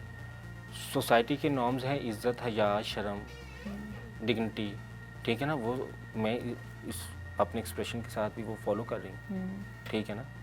अब जहाँ तक रहा कि भाई आप एक डर की वजह से अपने आप को एक्सपोज ही नहीं कर पा रहे, तो इसका मतलब आप वो नहीं है ना। एक्सपोज क्या मतलब क्या करना है, मतलब कि मैं आपको क्या लगता है कि भाई बाल अपने काट दूँ तो मैं लड़का बन जाऊँगी? नहीं, मैं भी ये मर्दाना लिबास पहन दूँ सोसाइटी के, मैं भी आपको कहती हूँ मुझे बड़ा सोसाइटी से डर लग रहा है, मैं बहुत डर रही हूँ, मैं क्या करूँ, मैं नहीं शो हो सकती, मैं अपने बाल काट के मर्दाना लिबास पहन के बैठ जाऊँ, मैं लड़का बन जाऊँगी? आपका क्या ख्याल है? नहीं। तो ये तो कोई, देखिए हमारे यहाँ एक गे का कॉन्सेप्ट भी है, वो जो डर है ना वो गे को है, सेक्सुअलिटी का डर है। आपको ये डर है कि ये ना पता चल जाए कि भी मैं सेक्स किसके साथ कर रही हूँ, मैं औरत हूँ, यही तो मैं बताना चाहती हूँ। डर किस चीज़ का है मुझे? मैंने इतनी मूवमेंट लड़ी क्यों है, मैंने इतनी जंग लड़ी क्यों है? ये बताने के लिए तो लड़ी है। वो डर मेरे अंदर, ये डर नहीं था कि भी मुझे सोसाइटी को पता ना चल जाए, मुझे ये डर था कि सोसाइटी मुझे लड़का ना समझे, सोसाइटी मुझसे वो डिमांड ना करे जो मर्द से कर रही है, क्योंकि मैं मर्द नहीं हूँ भाई, मैं मर्द नहीं हूँ, मैंने चीख चीख के चिल्लाया मैं मर्द नहीं हूँ। हाल बताइए, मैं चोर नहीं हूँ, मैं डाकू नहीं हूँ, मैं जानी नहीं हूँ। डर जुर्म का होता है ना, जब आप जुर्म करते हैं उसका डर है। तो जब आप कह रही हैं ना कि मुझे डर है कि भाई सोसाइटी को मेरा पता ना चल जाए, इसका मतलब मैं मुजरिम हूँ। मैं मुजरिम क्यों हूँ भाई? मैं तो, मुझे तो कोई डर नहीं है। और मेरे जैसी और जो ख्वाजा सरा हैं वो इसी मुआशरे में से निकली, वो फिर क्यों नहीं डरी? डर जो है ये अक्सर बच्चे जो गे हैं, क्योंकि यहाँ पे मेंटल हेल्थ ठीक नहीं है, हर किसी के पास एंड्रॉयड मोबाइल है, एंड्रॉयड मोबाइल में 100 तरह की पॉर्न वीडियोस हैं, 100 तरह की चीज़ें हैं। आप पुबर्टी की एज से पहले जब उन चीज़ों को देख रहे हैं तो आप प्रोसेस कर रहे हैं ना, वो चीज़ें फिर आपको कोई डर भी बना रही हैं, आपको कुछ और। आपको पता है कि ट्रांसजेंडर की सेक्सुअलिटी क्या होती है? मेरी सेक्सुअलिटी क्या है? मेरा जेंडर तो ट्रांस है ना, मैं ट्रांस वीमन हूँ, मेरा थर्ड रिकग्नाइज जेंडर है हुकूमत की तरफ से। मेरी सेक्सुअलिटी क्या है? मैं हेट्रोसेक्सुअल भी हो सकती हूँ, मैं होमोसेक्सुअल भी हो सकती हूँ, मैं लेस्बियन भी हो सकती हूँ, ठीक है ना। तो ट्रांसजेंडर की सेक्सुअलिटी डर है। हाँ, ये ज़रूर मैं आपको कहूँगी कि मुझे ये डर है कि भी किसी को मेरी सेक्सुअलिटी ना पता चल जाए, क्योंकि वो प्राइवेट लाइफ है आपकी, वो आपकी प्राइवेसी है। लेकिन किसी को पता ना चल जाए भी मैं ख्वाजा सरा हूँ, ये कौन सा डर है? आप डर रही हैं कभी कभी किसी को पता ना चल जाए आप औरत है? आप सोसाइटी नॉर्म्स में औरत की तो इज्जत लूटी जाती है, मीनारे पाकिस्तान में जो हुआ है, बाकी बच्चियों के साथ जो हुआ है, सारी कहानियाँ आपको पता है। तो औरत की तो इज्जत लूटी जाती है, औरत तो यहाँ पे महफूज नहीं है, औरत के साथ तो बहुत बुरा होता है, औरत तो बड़ी जलील होती है, औरत को तो खामद मारता है। आपको कभी डर लगा कि भाई मैं औरत हूँ तो मैं किसी को पता ना चल जाए मैं औरत हूँ? क्यों नहीं आप डरी? आपको तो डरना चाहिए सोसाइटी नॉर्म से। आप क्यों इतनी डर? आप क्यों नहीं मर्द बन के फिरते कि भी मुझे डर है किसी को पता ना चल जाए मैं औरत हूँ? या कोई मर्द ऐसे आपने फिरता देखा हो कि भी वो डर रहा हो कि भाई मैं डर रहा हूँ किसी को पता ना चल जाए मैं मर्द हूँ? तो इन चीज़ों से देखें, ये अल्फाज ही तो हमें हमारे लिए ये इमेज क्रिएट करते हैं सबकॉन्शियस माइंड में। जब हम कहेंगे कि भाई वो डरते हैं बच्चे, भाई वो डरते हैं तो फिर वो मर्द हैं। वो डर जो आप छुपा रहे हैं तो वो इसका मतलब आप वो एक्टिंग कर रहे हैं। मैं तो छुपा ही नहीं पाई। मैं यहाँ पे आई हूँ, मैंने कितने लोगों को ये तारुफ कराया कि अस्सलाम वालेकुम मैं ख्वाजा सरा हूँ। सब ने मुझे कहना कि आप ख्वाजा सरा हैं। मैं बैठी सब के अंदर बाहर से तीसरा भी आएगा तो उसे पता होगा कि ये ख्वाजा सरा है, ये औरत है, ये मर्द है। डर तो तब होना कि भाई मुंह से सबको बताना पड़े, वो आपके मुंह की तरफ देख के और आप उसे बताएं कि भाई मैं मर्द हूँ, तो वो तस्लीम कर ले कि भाई ये मर्द है। वो कहे कि मैं औरत हूँ तो वो तस्लीम कर ले, फिर तो मैं भी डरूँ कि भाई अब मेरे मुंह से जो मैंने कहना है इसने वही तस्लीम करना। भाई मैं तो बताया नहीं, मुझे तो खुद सोसाइटी बुला रही, मैं तो रास्ते में जाती हूँ, मुझे 100 बंदा खुसरा क्या कि जाता है, मैं उनको बताती हूँ। तो आपका एक्सप्रेशन, आपका जेंडर आपके चेहरे पे लिखा हुआ है। मैंने कैसे जज किया आप औरत है? यहाँ पे बैठे मर्दों को मैं कैसे जज कर रही हूँ कि ये मर्द है? उनके चेहरे पे उनका एक्सप्रेशन लिखा हुआ है। सेक्सुअलिटी नहीं किसी के चेहरे पे लिखी। मुझे ये नहीं पता आपकी सेक्सुअलिटी क्या है, मुझे ये नहीं पता यहाँ के मर्दों की सेक्सुअलिटी क्या है, लेकिन कौन किसी का जिन्स क्या है वो तो चेहरे पे लिखा है। कपड़े उतार के तो कोई भी नहीं दिखाता। यहाँ पे कितने लोगों ने एक दूसरे को कपड़े उतार के यकीन दिलाया कि मेरा यकीन कर लो मैं मर्द हूँ, या मेरा यकीन कर लो मैं औरत। आप, मैं काफ़ी कुछ सीख रही हूँ आपसे, आप बहुत अच्छे तरीके से एक्सप्लेन कर रही हैं ये। अच्छा, आपने वापस अपनी एजुकेशन स्टार्ट की थी, क्योंकि आप अगर घर मैंने थर्ड अर्ली एज में तो वापस बिल्कुल जी, मैंने एजुकेशन अपनी की। और मैंने आपको बताया कि मैंने तब एजुकेशन स्टार्ट की, मैं तब कॉलेज में की जब ट्रांसजेंडर्स मेरा मजाक उड़ाते थे कि भला खुसरों का क्या काम है स्कूल कॉलेजों में जाने का, हम तो नाचने के लिए बने, हम तो बधाइयाँ देने के लिए बने। मैंने कहा क्यों, मेरा तालीम हासिल करने का क्यों नहीं? सारे कार्य मैं भी करूँगी। मैं फिर जब गई तो हमारा IMIT कॉलेज था फैसलाबाद में, तो मैं गई वहाँ पे, तो मैंने प्रिंसिपल से बात की, तो वो तो बड़ा हैरान शशर चौंक के उसने मुझे देख के कहा कि तुम यहाँ तुम पढ़ने आओ क्यों, और तुम क्या हो, तो तुम क्या चीज़ हो, तो तुम क्या हो? मैंने कहा जी मैं पाकिस्तान की शहरी हूँ, ये देखिए मेरे पास शनाख्ती कार्ड है, मुझे एडमिशन दे। आपने मेरा मेडिकल चेकअप करना है, आप कौन से डॉक्टर हैं कि भाई आप मेरा एग्जामिनेशन करने आए? उसने कहा यहाँ पर आप फिर सर्वाइव कैसे करेंगी, लोग तो आपको जीने नहीं देंगे। मैंने कहा वो मेरा मसला है, आपका मसला तो नहीं है, नहीं जीने देंगे तो मैं छोड़ जाऊँगी, वरना आपका काम तो, आपकी ज़िम्मेदारी सिर्फ मुझे एडमिशन देना है। बाकी आपका ये फ़ैसला करना नहीं है कि लोग मेरे साथ क्या करेंगे क्या नहीं करेंगे। बाकी कॉलेज का आपने कसूल बनाया है, एडमिनिस्ट्रेशन यहाँ पे है, मुझे मसला होगा तो मैं कंसल्ट कर लूँगी उनसे, तो आप मुझे बस एडमिशन दें। उन्होंने मुझे एडमिशन दिया और वही प्रिंसिपल था 2 साल के बाद कहता था कि जूली हमारी कॉलेज की प्राउड स्टूडेंट है। वहाँ पे गई, मैंने बर्थ बनाई, वहाँ पे लोगों को शुरू से उनका माइंड बदला। मैंने बताया कि भाई मैं आप लोगों की जैसी एक इंसान हूँ, मैं आप लोगों की दोस्त बन सकती हूँ, मैं यहाँ पे पढ़ने आई हूँ, मेरे पास भी आईक्यू लेवल उतना ही तेज़ है जितना आप लोगों को, क्या पता आपसे ज़्यादा ही मेरे पास आईक्यू लेवल। तो यहाँ पे बड़ा ज़रूरी है प्रैक्टिकली आपको इंक्लूड करना लोगों को। अगर आप प्रैक्टिकली इंक्लूड नहीं करेंगे ना और बैठ के एक दूसरे, आप ये बताएंगे यहाँ पे अब ये शो हो रहा है, क्या आप मुझे यकीन दिलाएंगे कि अब इस शो के बाद आप स्पेशल ट्रांसजेंडर्स के लिए यहाँ पे जो है वो सीट रखा करेंगे या स्पेशल वैकेंसी उनके लिए होगी? क्या आप कहेंगे कि भाई ये 2 वैकेंसियाँ ट्रांसजेंडर्स के लिए कोई भी अप्लाई कर ले इस चैनल? क्या ये पॉसिबल है? कैसा होगा? या ये शो इधर होगा, ख़त्म हो जाएगा बात, उसके बाद किसी को याद नहीं होगा कि कोई ट्रांसजेंडर नाम की चीज़ है ये। इस चीज़ को बताना बड़ा ज़रूरी है। और मैं जहाँ पे भी शो करने जाती हूँ, मैं तो ये वहाँ पे उनसे फॉलो अप करती हूँ और मैं आपका पीछा नहीं छोड़ूंगी। आप देख लेना, मैं हर महीने आपसे आके पूछूंगी आपने वैकेंसी निकाली या नहीं निकाली, आपने यहाँ पर ख्वाजा सरार रखा या नहीं। आप ख्वाजा सरार रखेंगी, वो आपके पास 24 घंटे आपके साथ रहेगी, फिर वो एक इंक्लूसिव सोसाइटी है, फिर वो सोसाइटी जहाँ पे आपने हमें हक दिया। अब इधर ट्रांसजेंडर पे डिपेंड करता है कि वो कितनी मेहनत करके कौन सी पोस्ट लेता है, ठीक है ना। अब आप पे कोई गिला नहीं है मुझे कि भाई आप लोगों ने उसको जो है वो जगह क्यों नहीं दी। वो तो अब ट्रांसजेंडर की मेहनत है, वो यहाँ पे रह के जितनी मेहनत करेगा उतना ऊपर वो जाएगा। तो यहाँ पे इस बात पे उसको दबा लेना कि भाई ख्वाजा सराय है तो उसको रहने दें, इस बात पे दबा लेना कि नहीं अच्छा चलो तुम नौकरी तो करोगे लेकिन बाल कटवा के आना, बाल छोटे करवा के आना, मर्दों वाले कपड़े पहन के आना, फलाना कपड़े। मेरी एक फ्रेंड है निशाना, उसने मुझे कहा, उसने कहा कि देखो मैं बैगिंग करती हूँ और मुझे इतनी शर्मिंदगी होती है, बैगिंग करते मैं जाती हूँ, लोग तरह तरह के लोग होते हैं, इतनी बेइज्जती करते हैं, कोई कुछ कहता है कोई कुछ कहता है, कुछ जिसने नहीं भी पैसे देने होते हैं उसने भी कुत्ते की तरह बेइज्जती करनी होती है, कोई 5-10 रुपया देता है वो भी 100 बात सुनाता है, तो मुझे ना कोई नौकरी ले दो। लेकिन नौकरी लेके मैं जिस तरह की हूँ मैंने इस तरह ही करनी नौकरी, ये ना कि मुझे कहें कि ये ना बोला, हाँ काम अलबत्ता मुझसे जैसा वो कहेंगे मैं करूँगी। मैं एक ऑर्गेनाइजेशन थी, मैं वहाँ पे गई, मैंने उनसे बात की, तो वो बड़ा अच्छा खाना बनाती है, तो उसने कहा कि मैं कुकिंग की जॉब करूँगी, ऑफिस बॉय की जॉब करूँगी। मैंने कहा ठीक है। वो वहाँ पे गई, उन्होंने कोई एतराज़, मैंने पहले ही बताया कि भाई आपने ये नहीं पूछना कि भाई ये तुम पहन के क्या आई हो, तो तुम ये क्या मेकअप क्या करके आई, तो ये क्या करके, आपने ये पूछना कि भाई तुम्हारा काम ये और उसमें ये तुमने नहीं किया। तो उन्होंने कहा ठीक है। वो वैसे ही जैसे बैगिंग के लिए जाती थी, सुबह उठ के आप तैयार होती है, मेकअप कपड़े पहनती, विग लगाती है, अपना सारा कुछ कर के अब वो जाती ऑफिस। वो 8,000 रुपये लगी थी, अब माशाल्लाह 30,000 रुपये उसकी सैलरी है, और सिर्फ 1 साल के अंदर, कुछ ज़्यादा अरसे के अंदर। और वो इतना पसंद और उसका काम है, वो कहते हैं कि भाई हमें तो बताने की ज़रूरत ही नहीं पड़ती कि मेहमान आया तो उसके आगे पानी रखना है, मेहमान आया तो उसके आगे चाय रखनी है, सारा काम वो सारा करके अपनी ज़िम्मेदारी से शाम को वो सारा बंद करके वो जाती है। अब कहने का मतलब क्या है कि अगर आप मैं उसे मर्द कह के बनती ना तो उसने सारी ज़िंदगी नहीं जॉब करनी थी, क्योंकि उसने कहना था कि अगर मैंने मर्द ही बनना होता तो ये सारी ज़िंदगी जलालत की फिर मेरे किस खाते। तो ये बड़ा चीज़ें जो है ना कुछ हमें सोचने की ज़रूरत है ये पॉइंट्स, क्योंकि सोसाइटी जो है ना वो एक फ़िल्टर लगा लेती ना हयाई और बेहयाई। अब दोबारा इलेक्शन लड़ेंगे? आपसे मैं एक सवाल पूछती हूँ, आपने मुझसे इतना पूछा, हम यहाँ पे बहुत बहस करते हैं, मुआशरा बहसियत मुआशरा, फलां बेहया है, फलां बेहया है। हमारे यहाँ क्या स्टैंडर्ड है बेहयाई का और हया का? बीइंग अ सोसाइटी हम किस चीज़ को हया समझते हैं और कौन से स्टैंडर्ड पे जाके कौन सी लिमिट क्रॉस हो जाए तो हम कहते हैं ये बेहयाई? तो मुझे ये बता। ये तो आपने मेरी भी दुखती रग पे हाथ रख दिया है, क्योंकि आपको भी पता है कि हमारा जो जेंडर है वो कितना ज़्यादा एक्सप्लॉइट होता है हमारे लिए। तो अगर हम बुर्का पहन के भी घर से निकले तो तब भी वो चीज़ भी ये तो यकतरफा बात है ना, ये तो यकतरफा बात है, सारी औरतें तो ऐसी नहीं है। लेकिन जो एक स्टैंडर्ड बनाया गया है वो तो यही है कि अगर किसी औरत के साथ कोई नहीं, मैं किसी जिन्स के लिए थोड़ी पूछ रही हूँ कि मखसूस जिन्स के लिए, ओवरऑल सोसाइटी में जिन्स को निकाल दें, हम सब इंसान फ़िलहाल बन जाए। इस कमरे में हम जितने मर्द औरतें हैं हम सारे फ़िलहाल इंसान हैं, हमारा कोई जिन्स नहीं है, ठीक है। हम जिन्स जेंडर फ्री हैं, जेंडर लेस हैं, ठीक है। हमारे अंदर अब बीइंग अ सोसाइटी हैं तो हम पाकिस्तानी, हमारे अंदर हया और बेहयाई का कॉन्सेप्ट क्या है?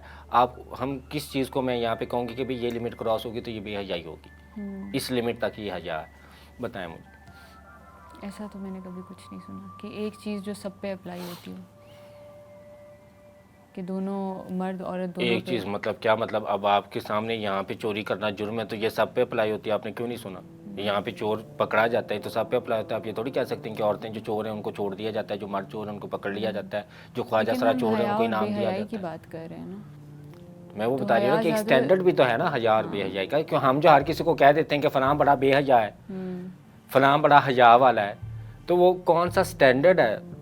मैं जानना चाहती हूँ, क्योंकि मैं तो सोसाइटी में नहीं ना रही, मैं तो लहदा रही हूँ, मुझे तो आपने हमेशा आइसोलेशन में रखा है, मैं आ गई हूँ अभी सोसाइटी में। अब मैं कंफ्यूज हूँ, मैं जानना चाहती हूँ कि भाई कौन सी चीज़ है, मैं देखूँ लोगों को तो मैं जज कर सकूँ कि भाई ये हयादार है, ये बेहया है।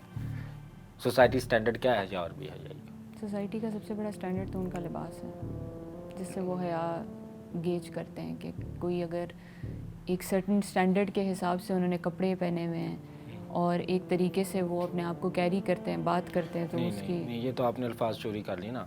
वो तरीका क्या है? तरीका भी तो वाज़ेह सोसाइटी के ना कि कौन से कपड़े पहने तो वह हया वाले, औरत के लिए नहीं, मर्द औरत के लिए। मर्द कौन से कपड़े पहने तो वह हयादार है? मर्द तो एज लॉन्ग एज कवर्ड हो, यही होता है। मर्द के लिए भी एक सर्टन वो रखा हुआ है कि अगर शलवार कमीज़ पहने, जीन्स भी पहने तो वो कवर्ड हो। वो भी अगर शर्ट उतार के फिरेगा तो ऐसी शर्ट उतार के वो ऑफिस नहीं आ सकता, ना ही औरत इस तरह आ इट्स सकती है। His choice. यहाँ पे तो लिबरल तबका कहेगा ये उसकी अपनी मर्जी है, वो शर्ट पहन के घूमे, शर्ट के बगैर घूमे, आपको कोई क्योंकि हक एक नहीं हया है। का स्टैंडर्ड बना हुआ है, एटलीस्ट लिबास के हद तक तो बना हुआ है। अच्छा, अब ये जो स्टैंडर्ड ये आपके मुताबिक ठीक है? मतलब कि मैं अगर हम लोग यहाँ पे ये बात करें कि भाई हमारे यहाँ मर्द की हया का स्टैंडर्ड ये है कि वो पूरा लिबास पहन के निकले, ये ना हो कि वो इतनी एक निकर छोटी सी पहन के कमीज़ भी उतार रही और शलवार भी ना पहनी, इतनी स्नीकर पहन के घूमे बाहर सोसाइटी में, और लिबरल तबके की तरह वो ये बात करे कि भाई ये मेरी मर्ज़ी है, मैं निकर पहन के निकलूँ, मैं कुछ भी ना पहन के निकलूँ, तुम मुझे कौन होते रोकने वाले, और तुम्हें किसने हक दे दिया मुझे हैरेस करने का अगर मैंने निकर पहनी हुई तो? अब आप अपनी सोच से बताएं कि ये चीज़ गलत है ना? अगर एक मर्द ये बात निकल के निकर पहन के निकले और हम उस पर एतराज़ करें और ये जवाब आगे से हमें दे, तो क्या ये बात गलत है कि सही है? अब इस पे अगर मैं बात करूंगी तो वो मेरी सिर्फ पर्सनल ओपिनियन होगी कि Personal मैं opinion। पर्सनली क्या समझती हूँ। जैसे कि अब ऑफिस के अपने नॉर्म्स होते हैं कि ऑफिस का अपना ड्रेस कोड होता है, कि ये नहीं है कि आप डिफाइन करेंगे नहीं, कि ऑफिस का नहीं, मैं बाजार का पूछ रहा हूँ। हाँ, तो बाहर तो नीचे अगर वो बाजार, पहन के आ जाए, निकर पहन के आ हाँ, जाए, शलवार लड़कियां भी नहीं ना पहन पहने, सकती, कमीज़ भी ना पहने, हाँ, शॉर्ट्स पहने, शर्ट पहने, लेकिन शर्ट नहीं पहनी हो तो ऑब्वियसली उसको रोका जाएगा कि भाई आप इस तरह क्यों खेल उसको रहे हैं? रोका जाएगा। रोका जाएगा। इसी तरह औरत, अब शर्ट नहीं पहनने का मकसद उसकी छाती है ना मर्द की, इसी तरह औरत अगर अपनी छाती नंगी करके सोसाइटी में निकल आए और उसको रोका जाए तो उसका ये कहना कि भाई तुम मुझे रोक क्यों रहे हो, तुम अपनी आंखों पर पर्दा डालो, मैं तुम्हारी जिम्मेदार नहीं हूँ तुम्हारी फ्रस्ट्रेशन की, फलाने की, फिर ये भी गलत बात हुई। अगर हम मर्द के लिए इसको गलत समझें तो औरत के लिए भी गलत है। लेकिन होता क्या है कि मर्द के लिए तो ये बात गलत ही निकल आती है, औरत विक्टिम बन जाती है, फिर वो विक्टिम कार्ड खेलती, फिर हमारे जेंडर को डिस्क्रिमिनेट किया जाता है। मैं आपको चलें 7 स्टोरीज दिखाऊं, कितनी औरतों ने सिर्फ पैसे के लिए मर्दों से शादी की है। वो अब आपका क्या ख्याल है कि ये सप्रेस्ड जेंडर है? देखिए, हर कोई तो इस तरह नहीं करता। मेजॉरिटी की मैं बात कर रही हूँ, मेजॉरिटी ने, मेजॉरिटी में भी अब देखिए, अब हमारे पास कोई स्टेटिस्टिक्स तो नहीं है इसके, कोई हमने कोई सर्वे किया है, और ज़्यादातर जो है ना, अच्छा अब सर्वे आपने औरतों नहीं को जो किया, है, मेरी बात सुनिए आप। चले अभी हम बैरिया टाउन चलते हैं, आप बताएं कि वहाँ पे कितने मर्द घर चला रही हैं और कितनी औरतें घर चला रही हैं, सर्वे भी हो जाता है। एक इलाके का तो हो जाएगा ना, एक इलाके की परसेंटेज निकला, आपके दिल को भी पता आपके इलाके में कितनी औरतें हैं जो घर चलाती हैं और मर्द घर बैठे हुए हैं, बताएं। और जो घर बैठे उनको कोई कुछ नहीं कह रहा, सब कह रहे हैं कि भाई ठीक है, it's okay, it's his choice. कौन कह रहा है? अब कसम खा के बताएं ना, अब आप बताएं, इसको सच बताएं, कितनी पाकिस्तान की औरतें हैं जिनकी शादी के लिए डिमांड अमीर मर्द है, बताएं, कसम खा के बताएं।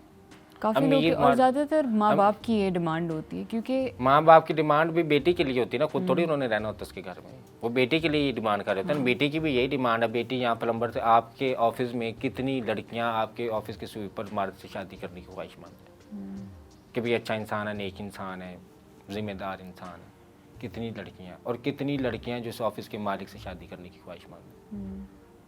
अब ये सच हम नहीं उगलेंगे, औरत ये सच ज़िंदगी भर नहीं उगलेगी कि भाई मैं दोनों में से स्वीपर और मालिक में से चुनना हो तो मैं मालिक को चुनूँगी शादी के लिए, ऐसे ही है ना। लेकिन है ये सप्रेस्ड जेंडर। और आपको पता है औरत के साथ तो ज़्यादती बड़ी होती है इस माशरे में, और औरत को तो बाहर छेड़ा जाता है, उसको तो हाथ लगाया जाता है। आप मुझे ये बताएं कितनी औरतें स्टेज एक्ट्रेस, स्टेज ड्रामे वाली जो हैं, कितनी को ज़बरदस्ती गन पॉइंट पे बंदूक के सर पे खड़ा किया जाता है कि यहाँ पे खड़ी होकर नाचो। बताएं, है तो सप्रेस्ड जेंडर, औरत है तो बड़ी मजलूम यहाँ पे। कितनी औरतों को, रीमा को किसने ज़बरदस्ती मर्दों ने इकट्ठा गवाह करके फिल्म इंडस्ट्री में छोड़ के गए थे कि भी तुम यहीं पे रहोगे वरना तुम मार डाली जाओगे। और रीमा रेस्क्यू के लिए मिन्नत कर रही थी कि प्लीज़ मुझे इस चीज़ से निकालो, इस इंडस्ट्री से निकालो, मुझे मर्दों की सिर्फ पिदरशाही की वजह से यहाँ रखा गया, मैं तो निकलना चाहती हूँ। रीमा ने शादी किससे की है? बाहर के डॉक्टर से।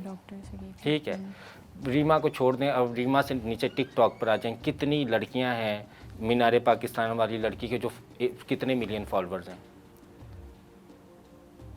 मुझे उसका 13 लाख के 1 लाख 2 लाख। अब वो 1 लाख फॉलोअर जो है वो उसके कंटेंट पे बना है ना। उसने क्या कंटेंट डाला है जिस पे उसको वो 1 लाख फॉलोअर है? मैं नाचती हूँ, मुझे 1 लाख लोग फॉलो करते हैं, 1 लाख लोग मेरे दीवाने हैं, और हैं भी वो सारे मर्द, औरतें भी नहीं हैं। और उन सब ने भी मुझे बताया हुआ है कि भी तुम डांस करती हो तो इसलिए हम तुम्हारे डांस को फॉलो करें। मुझे भी पता है कि मैंने अपना डांस दिखा के उनको अपने पीछे लगाया है। और कल कलां को वो मेरे साथ जब ज़्यादती करने लगे तो मैं ये कहूँ कि भी मर्दों का कसूर है, मेरा तो था ही नहीं। अगर मैंने डांस भी किया था, मैंने 1 लाख मर्द फॉलोअर भी बनाए थे, उन 1 लाख मर्दों में कोई औरत क्यों नहीं आई? है हम सप्रेस्ड, औरत है बड़ी सप्रेस्ड जेंडर। हाँ, आप वो मुझे तो सही है, बताएं कि लेकिन जो औरत है, जो बीवी है, वो सास की ज़्यादा दुश्मन होती है कि खामद की ज़्यादा दुश्मन होती है तो सप्रेस्ड जेंडर होना तो उसे खामद की दुश्मन चाहिए, सास की तो उसे दोस्त होना चाहिए। वो किसकी ज़्यादा दुश्मन? हाँ, ये तो सही है, लेकिन ये फिर एक बहुत आप जनरलाइज कर देते हो, क्योंकि अगर मैं 5 दोस्तों में बैठूं उसमें से 2 की ऐसी ही सोच होगी कि लेट्स सपोज वो अपने ही जेंडर की दुश्मन होंगी, उनकी नहीं, अपनी मेरी सास ही बात होगी। सुने ना, फिर अब यहाँ पे आइडियोलॉजी आ गई है। या तो सारे मिल के इस चीज़ को इनकार करें कि वो जो हमने पाकिस्तान को इस्लामी स्टेट कहा था, हम उस बयान को वापस लेते हैं, ये एक लिबरल स्टेट है, ये एक सेकुलर स्टेट है। या तो कहें, या तो वो हम जर्नलाइज ना करें। आपके 2 दोस्तों की ये सोच है ना, 3 की लिबरल सोच है, तो सारा लिबरल तबका का रेशो ज़्यादा हो गया। अगर 5 का हम रेशो निकाल रहे हैं, 3/2 आ रहा है, तो मतलब कि लिबरल तबके की तादाद ज़्यादा होगी। तो लिबरल तबके की तादाद ज़्यादा है, हम डेमोक्रेटिक मुल्क हैं, फिर वो सारे मिल के कहना कि भाई इनसे इस्लामिक स्टेट का इससे खिताब हटा के तो इसको सेकुलर स्टेट बनाया जाए। उस पर तो बहसें चलती रहती हैं आए दिन। क्यों, कहाँ पे चली वो दिखाए मुझे। काफ़ी लोग अभी भी कहते हैं, जैसे कि काफ़ी लोग इस चीज़ के फेवर में, जैसे कि जो हमारे रिलीजियस तबका है वो इस चीज़ से खुश है कि हम इस्लामिक रिपब्लिक ऑफ पाकिस्तान है कॉन्स्टिट्यूशन। रिलीजियस तबका का मतलब क्या, कि आप बगैर मज़हब के बैठी हुई हैं? नहीं, मेरा मतलब है कि जो हमारे बिल्कुल 100% एज रिलीजन को अपनी आइडेंटिटी बनाते हैं। जैसे मेरी आइडेंटिटी में रिलीजन है, लेकिन मेरी आइडेंटिटी में और भी बहुत कुछ है। सबकी ऐसे ही है। हाँ, लेकिन हर कोई इसके उसमें नहीं है, फेवर में नहीं है। कुछ लोग कहते हैं कि इस इस्लामिक मैं तो लोगों रिपब्लिक की बात ही नहीं कर रही ना, मैं तो एक जनरल परसेप्शन की बात कर रही हूँ। मैं हाँ, आपको तो एक सिनेरियो बता रही हूँ कि मैं औरत हूँ, मैं टिकटॉक के ऊपर नाचती हूँ। अब आपके मुताबिक नाचना मेरी पर्सनल चॉइस है। मैं गरीब हूँ, मैं माँ बाप का पेट पाल रही हूँ नाच के। कंटेंट मैं बना और भी सकती हूँ, मैं औरतों के हकूक़ पे भी बना सकती हूँ, मैं मसाइल पे भी बना सकती हूँ, लेकिन मैं बनाती नाचने की हूँ वीडियो। तो शायद वो शौक है उनका, शौक है मेरा नाचना। अब शौक के कॉन्सिक्वेंसेस जो आए हैं, अमल का जो रद्द अमल है, उसको फिर मैं ज्यादती कैसे कह रही हूँ? मैं नाचती हूँ, मैं नीचे नाचने जाती हूँ, जब मैं कन्फर्म हूँ कि मैं नाचने जाऊँगी लोग इकट्ठे हो जाएंगे, और मैं जब नाचूँ और लोग इकट्ठे हों तो मैं शोर मचाऊँ, हाय मेरे साथ जाती हूँ, हाय मैं विक्टिम बन गई। मतलब विक्टिम तो तब हूँ कि मुझे पता ना हो कि मैंने नीचे जाना है तो लोगों ने इकट्ठे लेकिन कोई ये तो डिज़र्व नहीं करता कि आप अगर अपने घर के उसमें अगर आप नाच भी रहे हो टिकटॉक पे, आप अपनी स्क्रीन के सामने नाच रहे हो, आप अगर इतने मर्द आएंगे, आप सिर्फ उनसे मिलने जा रहे हो, और किसी का भी उसमें हक नहीं बनता कि वो आपके कपड़े फाड़ दें। 400 मर्दों से आप मिलने जा रहे हो, आपने प्रेडिक्ट तो नहीं किया ना कि वहाँ पे 400 लोग आएंगे। और आपको पता है मेरे इतने मिलियन नहीं देखे ना, प्रेडिक्ट क्यों नहीं किया? मेरे टिकटॉक अकाउंट पे 1 मिलियन फॉलोअर है, और मैं 1 मिलियन फॉलोअर को मैसेज दूं कि नारे पाकिस्तान आ जाना, तो फिर ये कौन सी वजह जो मुझे ये सोचने से रोक रही कि मैं प्रेडिक्ट ही ना करूं कि वहाँ पे कम से कम तो 400 लोग आएंगे 1 लाख में से। ठीक है वो सही है, लेकिन आप कभी ये प्रिडिक्ट नहीं कर सकते कि वो आपके कपड़े फाड़ देंगे। जैसे सेलिब्रिटीज़ अपने कॉन्सर्ट्स रखते हैं, वो ये नहीं एक्सपेक्ट करते कि कोई वहाँ पे जो है ना नहीं फटे बॉम्ब बांध के आ जाएगा, कोई उनको मार देगा। सेलिब्रिटीज़ को कोई नहीं पकड़ता। पकड़ते हैं, लेकिन एटलीस्ट देखिए हमारी देखे ना, हमारी लिबरल सोसाइटी में मरियम नवाज को जलसे में हाथ लगाया गया, उसको पकड़ा गया, इतना शोर और टॉप ट्रेंड क्यों नहीं बना उसका? वो भी तो औरत है और वो तो कौम की सचमुच बेटी है। वो तो नाचती भी नहीं, उसका तो शौक नाचना भी नहीं, उसका शौक तो वाकई जमहूरियत को स्ट्रेंथन करना, पॉलिटिक्स करना जो एक काम है। आप देखें ये बड़ी ही कंट्रोवर्शियल चीज़ है। एक तरफ आप तरक्की पसंद सोच चाहते हैं, एक तरफ आप तरक्की करना चाहते हैं, एक तरफ आप डांस को ये कह के जस्टिफाई कर रहे हैं कि भाई ये पर्सनल चॉइस है, ये इजी बनी है, ये आप क्यों नहीं कह रहे भाई? मैंने एक कंस्ट्रक्टिव रोल प्ले करना है ना सोसाइटी में।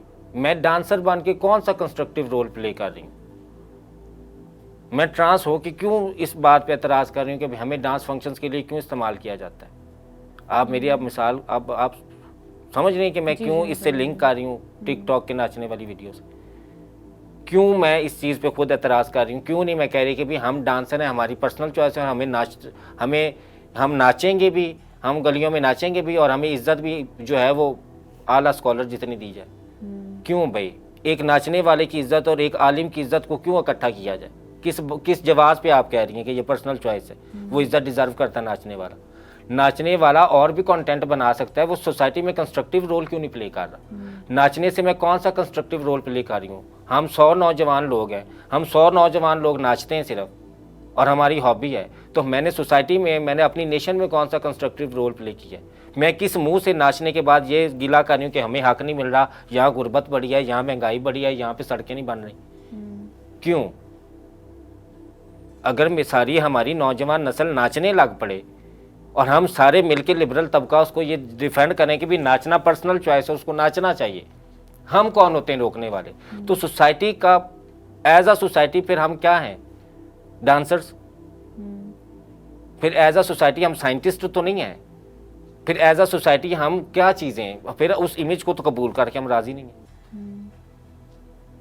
देखिए there is a lot of room for improvement. बहुत अभी मसले बहुत ज़्यादा हैं। मसले हैं, लेकिन हमारे पास सोच से ही क्यों नहीं है? मैं आपको ये बता रही हूँ कि आप ये बात आज मेरे तक क्लियर करें। आप तो चलें एक लिबरल सोच को अगर डिफेंड कर रही हैं तो आप मुझे ये बताएं ना कि भाई नाचने वाले की और आलिम की रुतबा एक जितना हम सोसाइटी में करेंगे, दोनों की एक रिस्पेक्ट होनी चाहिए।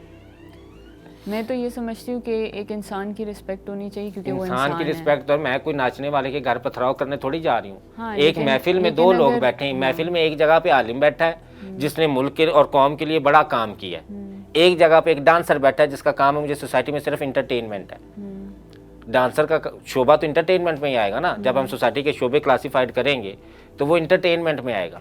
अब आप बताएं रिस्पेक्ट ज़्यादा डिजर्व कौन करता है? रिस्पेक्ट का मतलब कि स्टैंडिंग ओवेशन, क्लैप, एक्नॉलेजमेंट ज़्यादा कौन डिजर्व करता है? वो जिसने मुल्क को कौम के लिए खिदमत की है और जिसने दिन रात तोड़ा या जिसने सिर्फ नाचा। देखिए अगर कोई फहाशी के लिए नाचता है तो नाचा सिर्फ, फहाशी को छोड़ देना। डांसर इंटरटेनमेंट, डांसर उसका रोल है, डांसर उसकी आइडेंटिटी है डांसर। डांसर बुरी चीज़ नहीं है। सोसाइटी में ज़्यादा अप्रिसिएशन डिजर्व कौन करता है?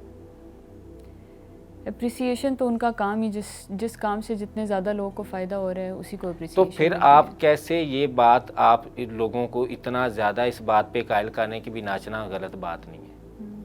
फिर नाचना आता भी हो ना, लेकिन इसका मतलब नाचना जान नहीं, सुने नहीं, फिर नाचना भी आता हो, फिर ये देखे ना, या तो फिर वर्ल्ड बेस्ट डांसर भी हो ना, जो कि होता है, फिर तो लेकिन पाकिस्तान में सिर्फ नहीं होता। नहीं, पाकिस्तान में डांसर ऐसा कौन है? आपको कौन लगता है कि भी हमारे टिकटॉक पे कौन सा इतना अच्छा डांसर है कि आपको लगता है ये वर्ल्ड बेस्ट डांसर कंपटीशन में जाना चाहिए? टिकटॉक पे है ना, जैसे कि काफ़ी लोग हैं जो अपने ही पर्सनल सोशल मीडिया अकाउंट्स पे सिर्फ अपने दोस्तों के साथ शेयर करते हैं। उनके पास पोटेंशियल बहुत होता है, डांस का, स्किल का, सिंगिंग का, लेकिन यहाँ प्लेटफॉर्म। अब यहाँ पे ये देखे ना, ये कितनी आपने अपने मुंह से खूबसूरत बात की। वो अपने पर्सनल दोस्तों के साथ शेयर करते हैं, ठीक है ना। एक सोसाइटी में अपना प्रोफेशन शो करना, सोसाइटी एक्सेप्ट नहीं करती इस चीज़ को। सोसाइटी एक्सेप्ट नहीं करती। सोसाइटी नहीं एक्सेप्ट करती। अगर एक लड़की है जो कि नाचती है, टैलेंट है उसके अंदर, अच्छा। ये नहीं है कि वो कुछ नहीं इस किस्म एक्सेप्ट का करती, करती हमारे है, यहाँ नरगिस को नहीं एक्सेप्ट तो किया गया। वो लोग जो है वो इस सुने, चीज़ हमारे यहाँ नरगिस को नहीं एक्सेप्ट किया गया। एक ही मिसाल है ना हमारे हमारे यहाँ पास। दीदार नहीं, मैं आपको सारी स्टेज डांसरों के नाम गिनवाती हूँ, आपको दीदार को नहीं एक्सेप्ट किया हमने खुशबू को नहीं एक्सेप्ट किया, हमने अंजुमन शहजादी को नहीं एक्सेप्ट किया, हमने निदा चौधरी को नहीं एक्सेप्ट किया, हमने आफरीन चौधरी को नहीं एक्सेप्ट किया, हमने रेशम को नहीं एक्सेप्ट किया, हमने मीरा को नहीं एक्सेप्ट किया, हमने मायरा खान को नहीं एक्सेप्ट किया, हमने सबा कमर को नहीं एक्सेप्ट किया, हमने एमन मलिक को। मैं कितने नाम आपको गिनवाऊँ? हाँ, लेकिन ये लक्स talented बेच, मेरी dancers बात नहीं सुनिए, हैं। लक्स बेचना हो, घी बेचना हो, साबन बेचना हो, टूथपेस्ट बेचना हो, हर चीज़ बेचने के लिए औरत स्क्रीन पे आती है। कितनी कवाम ने इसको कबूल नहीं किया? कितना का आपको लगता है कि सबा घर पे खुद का शमले होते हैं जाके, सबा कमर के घर पे? लेकिन यहाँ हम सिर्फ और सिर्फ टैलेंट के बेस पे बात कर रहे हैं। मायरा खान तो सिर्फ डांसर तो नहीं है, वो तो बहुत कुछ है उसके आपने कहा अलावा एक्सेप्ट भी। नहीं करते ना, हमारे सोशल नॉर्म एक्सेप्ट नहीं करते। मायरा डांसर भी तो है ना, डांसर के साथ और भी है, एक्टर है, उसका काम इंटरटेनमेंट इंडस्ट्री है। आप इस चीज़ को तो एक्सेप्ट करें ना कि सोसाइटी में कुछ शो भी हैं। अब ये तो मत कहें कि भी उन शोबों को आप निगलेक्ट ही कर दें। हाँ ठीक है, ठीक है, लेकिन मैं आपसे पूछती हूँ, आपका शोबा क्या है? आपका शोबा मीडिया, मेरा शोबा क्या है? एक्टिविज्म। मायरा खान का शोबा क्या है? इंटरटेनमेंट। अब डिस्क्रिमिनेट तो मैं किसी को भी नहीं कर रही, इज्जत तो सब डिजर्व करते हैं। ठीक है, मैं डिस्क्रिमिनेट नहीं कर रही। डिस्क्रिमिनेट करना और इज्जत डिजर्व करना ये दो मुख्तलिफ चीज़ें। मैं नाच रही थी तो मैं इज्जत डिजर्व नहीं कर रही थी, ना मुझे मिल रही थी, और ना ही मैंने ये शोर मचाया कि मुझे नाचते हुए मैं इज्जत डिजर्व करती हूँ, मैं कंजर हूँ, मैं नाचती हूँ, मैं इज्जत डिजर्व करती हूँ, मुझे दो, मुझे नाचने की इज्जत दो। नहीं, मैंने सोसाइटी में कंस्ट्रक्टिव रोल प्ले करने के बाद ये क्लेम किया कि मैं इज्जत डिजर्व करती हूँ, मुझे दो।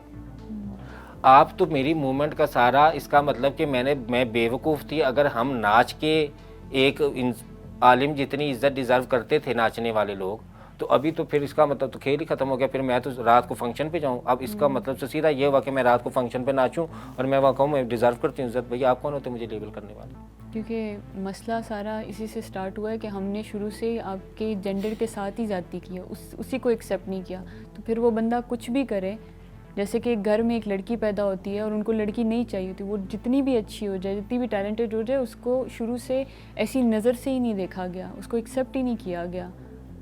तो मसला तो हम बिल्कुल उस मसले को नहीं देख रहे जहाँ से स्टार्ट हुआ है। हम आप मुझे ये आगे की बताएं, बात स्कूलों कैसे में कर कितनी सकते हैं? लड़कियाँ पढ़ती हैं? कायदे आज़म यूनिवर्सिटी मेरे पास है, मेरे घर के पास है कायदे आज़म यूनिवर्सिटी। वहाँ पे आपके अंदाजे में कितनी लड़कियाँ पढ़ती हैं? पता नहीं। अब आपने ये कैमरा लेके मेरे साथ जाना है। हमने हर चीज़ ना अल्फाज पे नहीं ख़त्म करनी, हमने प्रैक्टिकल ग्राउंड पे साबित करना है। जो आप बातें करेंगे ना, ये भी आप प्रैक्टिकल ग्राउंड पे साबित करेंगी, अपने ऊपर से शुरू करके, ठीक है? और जो मैं बातें करूंगी वो भी मैं अपने ऊपर से शुरू करके उसको प्रैक्टिकल ग्राउंड पे साबित करूंगी। यहाँ बैठ के ये कहना कि भी नाचना सब डिज़र्व करते हैं, लेकिन जब मैं आपको कहूँगी रोड पे नाचो तो आप क्या कहेंगी? देखो, मेरी पर्सनल चॉइस नहीं नाचना। सच ये अंदर से कि भी आप इस वजह से नहीं नाचेंगे कि ये गलत काम है, मैं सड़क पे नाचूंगी, सारा दुनिया तमाशा देखेगी, इकट्ठी हो जाएगी, ये कोई प्रॉपर काम नहीं है। उसी सड़क पे मैं खड़ी होकर आपको ना, मेरे साथ खड़ी होकर आवाज़ देंगे ख्वाजा सराओं के हकूक़ के लिए, आप लगाएंगी। आप ये नहीं कहेंगे कि भाई मेरी पर्सनल चॉइस नहीं लगाना, मैं खुसरों के हक में तो। हमें थोड़ा सा अपना अंदर एक ज़मीर है। अब ये कल को ना कहना कि ज़मीर का वजूद ही नहीं होता, ये भी वैसे इस्लामी लोगों ने लफ्ज़ बनाया। वो अंदर से बताता है ठीक और गलत। आप एक सेक्स वर्कर को, एक प्रोस्टिट्यूट औरत को, एक डॉक्टर जो बनी हुई है औरत जो कोविड के दिनों में दिन रात मरीज़ बचा रही है और एक दिन रात को कस्टमर लगा रही है, सेक्स वर्किंग कर रही है, दोनों को इक्वल इज्जत नहीं दे सकते आप। और आप देंगे मैं एहतजाज करूँगी। वो दोनों इंसान इक्वल इज्जत डिज़र्व नहीं करते। वो जो कोविड के दौरान खड़ी हुई डॉक्टर जिसने दिन रात मुंह पे मास्क लगा के मरीज़ों की जान बचाई है, वो इज्जत डिज़र्व करती है। सेक्स वर्कर औरत इज्जत डिज़र्व नहीं करती। अब इसको आप 100 दलीलें दें कि नहीं सेक्स वर्कर औरत भी उतनी इज्जत डिज़र्व करती, उतनी नहीं करती। इंसान होने की इज्जत डिज़र्व करती है। चादर चार दीवारी का हक, कानून और आइन का हक तो वो डिज़र्व करती है। मैं ये नहीं कहती कि आपके पास हक है उसको मारने का, उसको कत्ल करने का या उसके ऊपर कोई धौंस जमाने का, नहीं। लेकिन जब आप बात इज्जत की करें, रिस्पेक्ट की करें, जो आप देते हैं लोगों को रिस्पेक्ट, जो मैं देती हूँ, मतलब मैं एक इंसान को रिस्पेक्ट देती हूँ, तो मेरे लिए वो रिस्पेक्ट देने का स्टैंडर्ड सेक्स वर्कर नहीं हो सकता। आपके लिए सेक्स वर्कर को इज्जत देना स्टैंडर्ड नहीं हो सकता। हक देना है, सेक्स वर्कर का हक है जो उसको मिलना चाहिए। ना मैं डिनाई करूंगी ना आप डिनाई करेंगे भी, वो सेक्स वर्कर भी है, औरत है, अपना हक शहरी होने का लेगी, लेकिन इज्जत डिजर्व नहीं करेगी। अगर सेक्स वर्कर औरत इज्जत डिजर्व करेगी तो फिर तो इसका मतलब डॉक्टर को बनेगी नहीं, क्योंकि इजी बनी है। डॉक्टर पूरा महीना सैलरी कमाती है कितनी, 20,000। सेक्स वर्कर एक रात का कमाती है 60-70 हज़ार। नरगिस की मैं मिसाल इसलिए देती हूँ क्योंकि फेमस फिगर आपको याद आ गया। मैं चलो किसी और एक्ट्रेस की मिसाल दे देती हूँ आपको, मैं सबा कमर की मिसाल दे देती हूँ। सबा कमर कितने पैसे लेती होगी आप एक फिल्म करने के हैं? उसने ना इतनी पढ़ाई की, ना उसने इतनी मेहनत की, वो बाहर फिर के याशी करके फिर वो 10 लाख फिल्म का ले आई। डॉक्टर भी दिन रात मरीजों की खिदमत करके मार के भी 20,000 कमा रही है। आप सबा कमर को ज़्यादा इज्जत कैसे दे रहे हैं भाई? आप कैसे कह सकते हैं कि वो ज़्यादा इज्जत डिजर्व करती है सबा कमर? ये है हमारा स्टैंडर्ड हया और बेहयाई का। मतलब कि हम जो है जब हया की बात आती है ना तो हम उसको कहते हैं कि हया का कोई स्टैंडर्ड ही नहीं है। सेक्स वर्कर भी है तो इज्जत तो दो भाई। तो फिर हया और बेहयाई का तो कोई कॉन्सेप्ट ना हुआ। फिर मैं तो आपको कैसे तसव्वुर करूँ हया और बेहयाई क्या है फिर? और अगर मैं हया और बेहयाई को अखलाक में ना लाऊं और आप कहें कि भाई इसको तो दीन के मामले, ये तो दीन से जोड़ रही है हया और बेहयाई को, नहीं, मैं मॉरल वैल्यूज़ से जोड़ रही हूँ, एथिक्स से। मुआशरे की मॉरल वैल्यूज़ और एथिक्स तो है ना, कि नहीं है? कि या वो भी कह दें कि वो भी इस्लामी लोग और मजहबी लोग ही फॉलो करते हैं, वरना आम दुनिया तो करती नहीं। हम जब एक सोसाइटी में सर्वाइव करेंगे तो हमें मॉरल और एथिक्स चाहिए। उसके लिए, उस मॉरल और एथिक्स के लिए हया और बेहयाई का स्टैंडर्ड तो बनाना पड़ेगा। तो इसलिए मैं ये बात कर रही हूँ कि हम लोगों को ये जो बार बार बात होती है ना कि भाई औरत मजलूम है, औरत फलाना है, औरत ढमकाना है, औरत ऐसी है, औरत वैसी है, हम ग्राउंड रियलिटीज़ पे जाके बात क्यों नहीं बताते? हम पाकिस्तान की बेटी के साथ जाती, अब आप ईमान से बताना, ये जो मुनारे पाकिस्तान वाली लड़की के साथ जिसके साथ जाती है, वो 3 दिनों के 4 दिनों के बाद वो उसी लड़के को साथ लेके, जो उसका कुछ भी नहीं लगता, सिर्फ दोस्त है, मेल फ्रेंड है, उसे कह रही मैं पाकिस्तान की बेटी आपसे बड़ी नाराज़ है। मतलब ये सिर्फ तंज था, तंज था ना। अब मेरी बहन सुने कि एक नाचने वाली अगर पाकिस्तान की बेटी है और वो इज्जत डिज़र्व करती है, तो वो मुझे क्या कहेगी कि भाई तुमने मुझे सारी ज़िंदगी क्यों कहा कि तुम डॉक्टर इंजीनियर बनो, तुम टीचर बनो, मैं क्यों ना नाचने वाली बनूं? और हम सब घर की औरतें नाचने वाली बन जाएं। एक मिसाल दे रही हूँ। अब इसके ऊपर जवाब लिबरल लोग ये देंगे कि देखें आप कैसे जनरलाइज कर सकते हैं कि सभी नाचना चाहती हैं। ईजी मनी सभी चाहती हैं ना, यहाँ पे इजी मनी कमाया जा रहा है ना, औरतें कमाती ना। मैं नहीं तो मैं प्रैक्टिकल दिखाऊंगी आपको, चलें यूनिवर्सिटी, मैं आपको बताऊंगी कितने लड़कों ने सिर्फ, लड़कियों ने लड़के सेट किए हुए अमीरों के, सिर्फ कॉलेज का खर्चा, फीस, खाना पीना ये करने की, डेट्स पे जा रही हैं, वहाँ पे खा रही हैं। नहीं तो मैं जाए दिखाती हूँ। और फिर मैंने आपको ये बताना है, उन लड़कियों की इंटरव्यू दे के मैंने आपसे पूछना है कि बताओ तुम किस मजबूरी में आई हो? क्या मर्द तुम्हें ज़बरदस्ती यहाँ लेके आया है? क्या तुम ज़बरदस्ती आई हो? क्या नूर मकदम को ज़बरदस्ती घर से उठा के लाया गया था कि भी औरत की तो यहाँ इज्जत नहीं है? लेकिन फिर भी मैं ये कहूँगी कि जो इन सब के साथ होता है, कुछ भी कर लें उसकी, मेरी बात सुने आप, मुझे पता है कि भी एक इंसान है, मेरा दोस्त है, वो नशा करता है, आइस पीता है मेरा दोस्त है। मुझे ये भी पता है कि वो नफ्सियाती पागल है। मुझे ये भी पता है कि मैं लड़की हूँ, मैंने हया और बेहयाई का कॉन्सेप्ट भी रखा हुआ है। अगर हया बेहयाई है नहीं तो औरत की छाती को हाथ लगाने पे वो क्यों हैरेसमेंट कहती? वो ये क्यों नहीं कहती कि भाई मेरे भी जिस्म का गोश्त का लोथड़ा है, जैसे मेरी ये स्किन है वैसे मेरी छाती की भी स्किन है, हाथ लगा लिया तो हैरेसमेंट फिर क्या हो गई? औरत ने इसको हैरेसमेंट बनाया ना, इसको बहुत बड़ा मुहिमा बनाया कि भाई मेरी छाती को कोई हाथ लगाएगा तो वो हैरेसमेंट है, वो मेरी हक तलफी है, वो मेरा जीना हराम है, मैं जी नहीं सकती, मैं महफूज ही नहीं हूँ। एक तरफ तो आप इतना शोर मचा रही हैं, एक तरफ आप उस दोस्त को मिलने जा रही हैं अकेले शहर, दूसरे शहर में, जो नशा करता है, जिसका आपको पता है कि वो एडिक्टेड है, वो आइस पीता है, उसको आप मिलने जा रही हैं। और फिर आप कह रही हैं देखें, जब मुझे पता है कि मैं एक नशेई को मिलने जा रही हूँ तो मुझे ये नहीं पता मेरे साथ कुछ भी कर सकता है। अब उसने जो भी कर दिया किया तो जुर्म है, कुछ ने ये तो नहीं कहा उसको छोड़ दो मुजरिम को, उसने जुर्म किया, लेकिन मैंने अपनी सेफ्टी क्यों नहीं की? हम वो जो लफ्ज़ इस्तेमाल करते हैं अपनी सेफ्टी करो, वो क्यों नहीं किया? अब मुझे पता है कि ये दहशतगर्दों के इलाका मैं जाके मारी जाऊंगी, मैं वहाँ जा रही हूँ ये जानते हुए और मैं मार जाती हूँ, तो मैं कहती हूँ देखिए इसका मतलब ये तो नहीं था मैं दहशतगर्दों के इलाके में गई थी तो मुझे कोई मार ही डालता। हाँ, अब दहशतगर्द को आप अपने ऐसे दोस्त के साथ कंपेयर नहीं कर सकते कि अगर मैं जाऊंगी मैं ये तो कभी नहीं देखें, सोचूंगी एक कि वो इंसान मेरा जो गला नशा काट करता देगा। है, जो मेंटली डिस्टर्ब है, जो ओवरडोज ले रहा है नशे की, और मैं आंखों से देख रही हूँ, तो मैं उससे दोस्ती तोड़ क्यों नहीं रही? मुझे ये बता। तोड़ने ही गई थी, दोस्ती तोड़ने गई थी। फोन पे तोड़ देती ना दोस्ती, दूसरे शहर अकेली उसके फ्लैट में रात को रहने गई थी, दोस्ती तोड़ने। मैंने आपसे दोस्ती तोड़नी तो मुझे तो 5 मिनट लगे बताने में कि भाई मेरा तुम्हारा दोस्ती ताल्लुक खत्म। अगर हम दोनों की दोस्ती है लेट्स सपोज, और हमारी बहुत गहरी दोस्ती रह चुकी है, हम दोनों की नहीं, आप क्या मेरी एक मर्द से दोस्ती है, हम दोनों तो औरतें हैं ना, हम दोनों की दोस्ती तो, आप क्या मेरी एक मर्द से दोस्ती और बहुत गहरी दोस्ती रह चुकी है, बहुत गहरी को डिफाइन करें। जैसे वो उनके साथ मेरा बहुत टाइम गुजरा है, वो मुझे जानते हैं, वो मेरे बारे में बहुत कुछ जानते हैं, शायद ऐसी बातें जानते हैं जो कि मैं नहीं चाहूँगी कि और लोग भी जानें। अच्छा और वो मुझे धमकी दें। अच्छा, दोस्ती आपकी कि- कैसे हुई उससे? दोस्ती मेरी जैसे भी हुई, जैसे मैं ऑफिस में आती हूँ, नहीं ऑफिस में ये किसी बड़ा से मिल ज़रूरी लिया। है, ये तो जानना बड़ा ज़रूरी हाँ, है। आप तो- एक औरत हैं, आपकी एक मर्द से दोस्ती, वही मर्द आपको इधर उधर हाथ लगाए तो वो हरासमेंट भी बन सकती है ना। हाँ, क्योंकि अगर मैंने उसको इजाज़त दोस्त नहीं वो दी- जितनी देर वो दोस्त बना है वो दोस्ती में, अब मेरा दोस्त है एक लड़का है, उसको तो मैं छेड़ूंगी भी, उसको मैं हाथ भी लगाऊंगी, उसको मैं खेलूंगी भी उसके साथ, ठीक है, वो इधर उधर जाएगा मैं उसको हाथ भी लगा लूंगी, वो तो हरासमेंट नहीं बन रहा ना। वो भी हरासमेंट है। मेरे विल कॉन्सेंट है, मेरा दोस्त है। दोस्त का मतलब क्या होता है? अब आप मुझे बताएं कि आपने एक मेल दोस्त बनाया, तो दोस्त का क्या मतलब है? दोस्तों में भी बाउंड्रीज तो डिफाइंड होती हैं, जैसे कि अगर मेरे यहाँ कोई औरत और दोस्त मर्द हैं- की जो दोस्ती होती है, आप जिस मर्द से दोस्ती करेंगे उसमें आप कौन सी बाउंड्री डिफाइन करेंगे? आप उस मर्द यहीं को पे क्या बताएंगे? कंसेंट का कॉन्सेप्ट आता है ना, जिसको हम नहीं समझते। आप मर्द, एक मर्द से आप दोस्ती करती हैं और आप उसे कहते हैं कि भाई मैं तुमसे दोस्ती कर रही हूँ, और लेकिन उस दोस्ती में ये हद है कि तुम मेरे यहाँ इधर जिस्म तक करीब नहीं आओगे, तुम मुझे हाथ नहीं मैं लगाओगे। ये define कर अब वो सकती मर्द आपको क्या कि भी तुम फिर किसी औरत से दोस्ती कर लो, तुमने ज़रूर मुझे दोस्त बनाना तो बस ठीक है, फिर वो फिर मर्द ठीक नहीं है, है। क्योंकि यहाँ पे वो मर्द ठीक इसी नहीं वजह से है, लोग वो मर्द marital ठीक rape नहीं को भी है, accept सुने, नहीं वो मर्द करते ना। ठीक नहीं है, लेकिन वो लड़की फिर भी उसकी दोस्त है और गहरी हो दोस्त हो गई है, और कंसेंट से कर भी लिया, तो आपकी नज़र में तो और मेरी नज़र में तो वो गलत भी नहीं है, क्योंकि उसने कंसेंट से किया, हर चॉइस ठीक है। लेकिन जब वो आइस पी रही है खुद भी, और वो लड़का भी आइस पी रहा है, वो भी गलत नहीं है।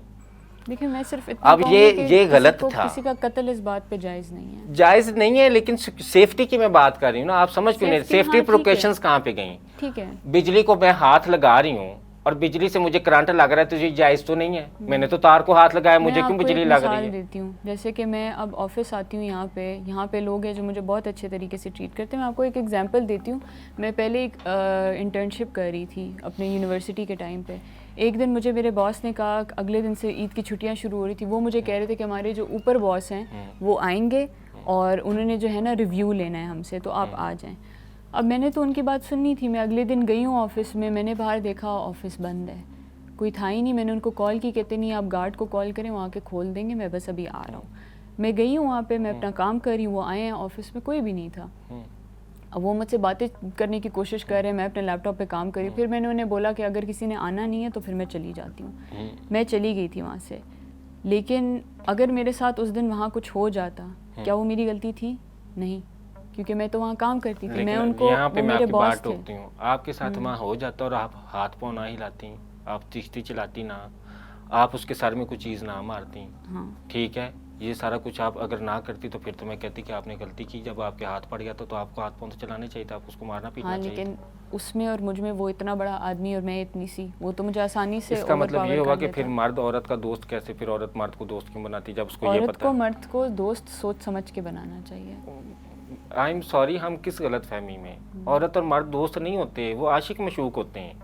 औरतें दोस्त होती हैं। मैं औरत हूँ, आप औरत हैं, हम एक दूसरे की सहेलियाँ हैं, क्योंकि हम दोनों को एक दूसरे सेक्सुअल डिज़ायर नहीं है। ऑपोजिट सेक्स में तो अट्रैक्शन है। अगर मर्द, मैं ये क्लेम करूं कि मर्द को क्यों औरत में अट्रैक्शन होती है, वो क्या ठीक है भाई मैं मर्द हूं, मुझे मर्दों में होती, मैंने औरतों को छोड़ दिया। लेकिन यहाँ पे फिर हम ये भी बात फिर करें आप कि कहेंगे हर कि मर्द- होमोसेक्सुअलिटी भी खिलाफ है, वो भी नहीं, ये है। इसमें फिर हम ये बात करें कि हर मर्द औरत से एक ही चीज़ चाहता है और हर औरत मर्द से एक ही चीज़ चाहती है। एक ही चीज नहीं चाहती, लेकिन वो चीज भी चाहती है ना। आप ये तो मत कहें कि वो चीज हर नहीं किसी चाहती से और तो हर नहीं चीज चाहती। आप मुझे एक बात हर बताएं, मर्द से सुने, नहीं चाहती। मैं फिर एग्जाम्पल आपको देती हूँ। लाहौर में लड़की अबॉर्शन करते हुए मर गई, वो लड़की दोस्त थी मर्द की, ठीक है। वो हर दफा जब लड़की मर्द की दोस्त बनती है तो वो बाउंड्रीज क्रॉस कैसे हो जाती हैं? लेकिन औरत को तो उससे चाहिए नहीं था। अब उसने, लड़की ने तो ये भी शोर नहीं बचाया कि मैं दोस्त बनी थी, लेकिन इसका मतलब ये नहीं था मुझे छेड़ता। उसने कभी छेड़ भी लिया, मैंने कंसेंट बना लिया, ठीक है ना।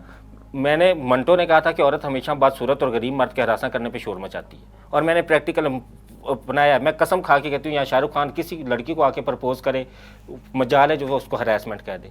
उसी लड़की को आके एक स्वीपर, गली में जाने वाला स्वीपर उसको प्रपोज करे तो उसने कहना ये कुत्ता मुझे हरास कर रहा है। मीशा शफी ने भी तो अली जफर पे केस किया था। तो वो अली गलत जफर साबित ज़्यादा हो- प्यारा बंदा तो है नहीं। साबित गलत हुआ ना, गलत साबित हो गया। कोर्ट जजमेंट को आप अब गलत साबित नहीं कह सकती। कोर्ट ने जजमेंट दिया कि मीशा शफी गिल्टी थी, अली जफर इनोसेंट था। लेकिन मैं अभी भी मानती हूँ कि मीशा शफी गिल्टी नहीं, आप मतलब आप अली कोर्ट का जफर ने जजमेंट crime क्यों नहीं किया मानती? क्योंकि अली जफर के देखिए पीछे नहीं नहीं, ये इतनी असम्पशन है, ये assumption नहीं है। कोर्ट जजमेंट डिक्लाइन कैसे कर रही हैं आप? कौन सा सबूत कोर्ट में बहुत लेके? सारे रेपिस्ट को निकाल भी तो दिया जाता है। अब आप हमें नहीं नहीं पता नहीं कि नहीं, जाहिर देखें जाफर आप को इंडिविजुअल सजा केस डिस्कस करें ना अली जफर का, आप बाकी रेपिस्ट की मिसाल देके अली जफर को डिफेंड करने की कोशिश ना करें ना नहीं, मीशा मैं शफी defend का। आप नहीं मुझे कर रही, बताएं कि लेकिन आपने इंडिविजुअल भी तो केस है, मुझे एक जाहिर इंडिविजुअल जाफर के साथ सुने, दहशतगर्दों की मिसाल एक दी थी। इंडिविजुअल अली जफर और मीशा शफी का केस है जिसमें कोर्ट ने अली जफर को इनोसेंट साबित किया। आप कोर्ट की जजमेंट को किस तरह से चैलेंज कर सकती हैं? आपको पाकिस्तान का आइन ये इजाज़त देता है कोर्ट जजमेंट को चैलेंज करने के लिए? आपने कभी अली जफर की वीडियोस देखी हैं जिसमें वो बाकी औरतों से मुझे flirt कर बाकी रहे होते चीज़ों को नहीं, मुझे सिर्फ कोर्ट की जजमेंट पे बहस हो रही है, अली जफर के किरदार पे नहीं हो रही। ना मैं ये कह रही हूँ तो कि ये आप तो अली बहुत जफर ही की एक कोर्ट narrow का वो हो गया ना कि कोर्ट बस एक ही चीज को पकड़ के इस तरह तो एक फिर चीज को नहीं मैंने पकड़ा, कानून का फैसला आप एक चीज कैसे, मतलब वो ऐसे थोड़ी कि जज के रिमार्क्स थोड़ी थे, जज ने ये वैसे थोड़ी कहा था कि भी मुझे लगता है कि अली जफर मासूम है। पूरा ठीक केस है। चला, इन्वेस्टिगेशन हुई, इनोसेंट हो गया अली जफर साबित। आपके पास कौन सा वो सबूत है जिसकी वजह से आप कोर्ट जजमेंट को चैलेंज करेंगे, या सिर्फ आपका ख्याल है? ये सिर्फ ख्याल है ना कि मेरा ख्याल है कि अली जफर झूठा था। ख्याल पे आप नतीजे नहीं ले सकती। ये तो मैं समझाने की कोशिश कर रही हूँ कि आप हर बात को ख्याल पे नहीं नतीजा ले सकती। जो सिस्टम है वो सिस्टम है, उसको फॉलो करें। अगर आप जैसा 10 लड़कियों का तबका है जिनको लगता है कि मीशा शफी जो है वो गलत जजमेंट का फैसला है, आप लोगों ने चैलेंज किया कोर्ट में उसको जाके? मैं तो कर नहीं सकती उसको। आपने मीशा शफी से कांटेक्ट किया कि भी आप चैलेंज करें? औरत मार्च वाली तो कर सकती थी ना, क्योंकि औरत मार्च वालियों ने इसका इतना ज़्यादा लिया था। किया होगा किसी ने, मुझे तो नहीं पता होगा। करने के बाद भी नहीं हुआ और मीशा शफी जो है वो गिल्टी साबित हो गई। ठीक है, अब अगर मीशा शफी गिल्टी साबित ना थी, कोर्ट जजमेंट ना थी, तो औरत तो बड़ी मजलूम थी। आपने कहना था औरतों को देख, मीशा शफी को नहीं किसी ने जीने दिया, अली जफर को देख। ठीक है ना, और अली जफर को ने छेड़ा मीशा शफी को था। ठीक है ना, तो वो मीशा शफी थी। अब अली जफर जाके रीमा को छेड़ ले या ऐश्वर्या को छेड़ ले, तो आप ये मत कहना कि भी ऐश्वर्या को अली जफर, क्योंकि ऐश्वर्या के पास अली जफर जैसे हज़ारों हैं। महल्ले की एक लड़की जो ख्वाबों के शहजादे के इंतज़ार कर रही है ना, उसके पास वो हज़ारों नहीं है। लेडी डियाना जो है वो अली जफर जैसे हज़ारों मर्द है, अली जफर उसको जाके छेड़े तो उसको पकड़वा भी देगी, क्योंकि लेडी डियाना के पास हज़ारों वैसे मर्द हैं जो राल टपकाते फिर आगे पीछे के भी हमें बना लो।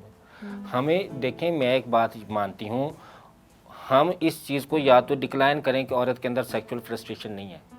आप बताएं कि औरत को सेक्स नहीं चाहिए, औरत मर्द से सेक्स कभी डिमांड नहीं करती, सिर्फ मर्द है जो औरत से सेक्स डिमांड करता है, फिर तो मैं इस चीज़ पे एग्री होंगी कि भाई मर्द अपनी लिमिट क्रॉस कर रहा है। मैं इस बात को कैसे मानूं कि एक औरत जिसने एक मर्द के ऊपर हैरेसमेंट का इल्ज़ाम लगाया है, उसकी वो कंसेंट थी या नहीं थी? ऐसा भी तो हो सकता है सोसाइटी नॉर्म्स के मुताबिक मैं उससे अफेयर बनाने के बाद एक्सपोज हो जाऊं तो मैं उसको रेप बना दूं कि भाई मेरी इज्जत ना चली जाए, मैं ड्रामा लगा दूं कि भाई मेरी कंसेंट नहीं थी। हम कैसे इसको साबित करें? तो इसलिए चीज़ों को क्लियर करें, ख्याल पे मत जिए। एक अंधियाँ लें, एक वही यहाँ पे फॉरेनर्स औरतों ने बाहर जाके वीडियो बनाई है कि पाकिस्तान सबसे महफूज मुल्क है औरत के लिए। वो वीडियो आपने देखी ना? पाकिस्तान कैनेडियन औरत के लिए बेशक महफूज होगा, पाकिस्तानी औरत के लिए क्यों? अब इसके पीछे वजह बताए ना मुझे। क्योंकि कैनेडियन एम्बेसी ने पाकिस्तान को ऊपर नीचे कर देना था अगर उसको कुछ हो जाता तो। नहीं, अब इंटरनेशनल सुने, कम्युनिटी ने पाकिस्तान एक मिनट को सुने, छोड़ना था। रास्ते जाते मोटरसाइकिल वाला उसकी छाती को हाथ लगा के चला जाता ना, वो कौन सी कनाडा की एम्बेसी ने कोई पाकिस्तान बैन नहीं कर देना था, उसकी छाती को एक बंदा हाथ अननोन लगा के चला जाता, उसको तो पता भी नहीं चलना था कौन लगा के चला गया। पाकिस्तान की औरत उसी छाती पे हाथ लगाने पे कह रही है ना कि मैं महफूज नहीं हूँ, मुझे तो मर्द कातिल मार रहा है। आप ये केसेस हैं कि जो बच्चों को रेप किए जा रहे हैं, लेकिन उसमें मैं ये नहीं कहूँगी कि वो मर्दानगी है, वो नफ्सियाती बीमारी है। एक मर्द अगर किसी मुर्दे को रेप कर रहा है, इसका मतलब वो नफ्सियाती तौर पे पागल है। उसको मायरे नफ्सियात के पास ले जाया जाए, उसको डॉक्टर को दिखाया जाए, उससे ये मत लिया जाए कि मर्द सेक्सुअली फ्रस्ट्रेटेड मुर्दों को भी कर रहा है। वो आप बताएं कि बीइंग अ ह्यूमन मुर्दे को रेप करने से कौन सा सेक्सुअल फ्रस्ट्रेशन आता है, कौन सा सेक्सुअल प्लेजर आता है? आप खुद बताएं ना, आप भी तो इंसान है ना, आप भी तो औरत है, आपके अंदर भी तो जज्बात है ना, सेक्स ड्राइव मेरे अंदर भी है, आपके अंदर, सबके अंदर सेक्स ड्राइव तो है ना। आप मुझे बताएं, आप ये सोचे, तसव्वुर करें कि एक तौबा नाउज़ुबिल्लाह मैं मुर्दे को निकाल रही हूँ कब्र में से और मैं उसको रेप कर रही हूँ, तो मुझे कौन सा मज़ा आ रहा है, जबकि उसी मोहल्ले में 500-1000 पे औरत मिल रही है सेक्स के लिए, वहीं पे 200-300 पे मुझे ट्रांस मिल रहा है सेक्स के लिए, मैं पैसे दे के मन मर्जी का सेक्स कर सकता हूँ, ये बता के कि भी मेरी सेक्सुअल फैंटेसी ये है, मैं तुम्हें ये 500 रुपया पे कर रहा हूँ। औरत भी कितनी औरतें यहाँ पे, ऐसा थोड़ी था कि भी यहाँ पे औरत मिलती ही नहीं है या ट्रांस मिलते ही नहीं, तो बेचारे ने मजबूर होके औरत कब्र में से मुर्दा निकाल ली। नहीं, वो तो नफ्सियाती मरीज होते हैं। नफ्सियाती मरीज, तो हम क्यों फिर उसको नफ्सियाती मरीज कहने के बजाय मर्द की हैवानगी कहते हैं? हम क्यों कहते हैं कि भाई वो औरत को नहीं, वो तो उसको तो नाम दिया गया कि वो नेक्रोफीलिया है, नेक्रोफीलिया है, बिल्कुल है। तो फिर इन बीमारियों के नाम लेना, फिर मर्द को छोड़ दे। फिर आप क्यों नहीं नेक्रोफीलिया का नाम ले रहे? आप क्यों मीनार पाकिस्तान वाला वाकया देख के कह रहे हैं यहाँ तो मुर्दों को नहीं मर्द छोड़ रहे, तो फिर मीनार पाकिस्तान वाली जिंदा लड़की को किसने छोड़ना था? और मुझे ये बताएं, 400 मर्दों में से 400 मर्द तो पीछे खड़े तो 4 मर्दों ने उसको हाथ लगाया। 400 हाथ एक औरत पे लग कैसे सकते हैं? मैं वीडियो अभी दोबारा खोल के देख रहे हैं, सिर्फ 4 मर्द उसको हाथ लगा रहे हैं, बाकी तो पीछे खड़े हुए। नाम 400 मर्दों का आ गया। ऑब्जेक्शन इस पे हुआ था कि 400 मर्दों ने उन 4 मर्दों को नहीं रोका। उन 4 मर्दों को नहीं रोका क्यों? ये तो सबकी पर्सनल चॉइस है, वो क्यों रोकें? वो जिम्मेदार है।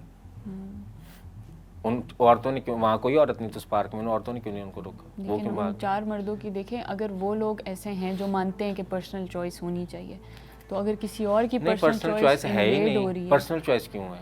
क्यों पर्सनल चॉइस है भाई? जब आप एक मुल्क में रह रहे हैं, जब आप एक कॉन्स्टिट्यूशन को फॉलो कर रहे हैं, जब एक आइन को फॉलो कर रहे हैं, जब आपकी अदालत इस बात पे जोर दे रही है कि यहाँ पे इस्लामी नजरियाती कानून है, उसके अलावा जुर्म है, ठीक है, तो फिर पर्सनल चॉइस को आप क्यों वही बीच में लेके आए?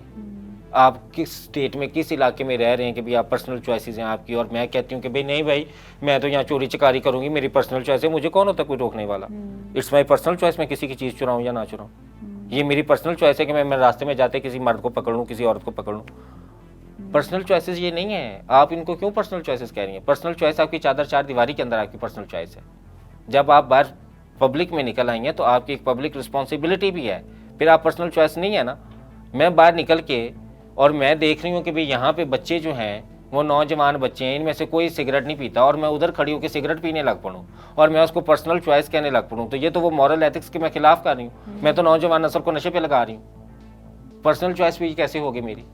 आप इसको कैसे जस्टिफाई कर सकते? मैं बार बार लिबरल तबके के साथ मिलकर कहूँ कि भाई नहीं, मुझे सिगरेट नशे से क्यों पब्लिक प्रॉपर्टी मना किया गया, मेरा भी मुल्क उतना है, मैं भी यहाँ खड़ी होकर सिगरेट पी सकती हूँ, क्यों नहीं भाई? जबकि मैं जानती हूँ कि मुझे देख के तो नौजवान नस्ल सिगरेट पी रही है। देखिए, हम कंस्ट्रक्टिव रोल नहीं प्ले कर रहे, मैं आप बार बार इस चीज़ पे फोकस करने की कोशिश कर रही हूँ। टिकटॉक अकाउंट आपने बनाया हुआ है तो उस पर कंस्ट्रक्टिव रोल क्या है आपका? आपने क्या उसके ऊपर, आप देखिए एक औरत है, अब तो मीनार पाकिस्तान वाली लड़की के साथ हो गया, अब तो उसको पता भी चल गया कि औरतों को हकूक नहीं है।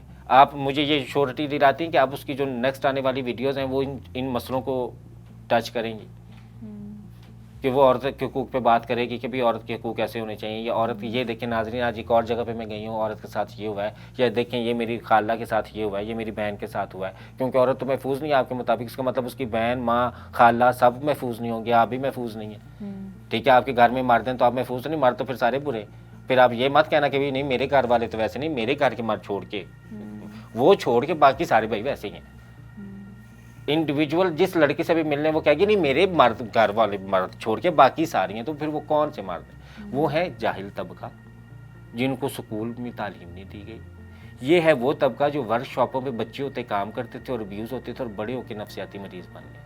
आप मुझे बताएं, आपके इलाके में वर्कशॉप जहाँ से आप गुजर के आती हैं और वहाँ पे आप एक बच्चा देख रही हैं काम करता है, जिसको उस्ताद मार भी रहा है, उससे मोटरसाइकिल का काम भी करा रहा है और उसी को सेक्सुअली अब्यूज़ भी किया जा रहा है, ठीक है। वो बड़ा हो के क्या बनेगा? साइंसदान बनेगा, है? वो बड़ा हो के डॉक्टर बनेगा, वो रेपिस्ट नहीं बनेगा। तो आप मुझे बताएं वो क्या बनेगा? आप माहिर नफ्सियात लेके आए, उसे बताएं कि भाई एक बच्चे का ये बचपन सारा गुजरा है, आप बताएं बड़ा हो के वो क्या बनेगा? सही कह रही हैं। फिर आप मर्द को क्यों ब्लेम कर रही हैं? फिर आपने ये जेंडर जंग क्यों छेड़ी हुई है कि भी नहीं ये एक मखसूस जेंडर? आप हालात पे क्यों नहीं बात कर रहे?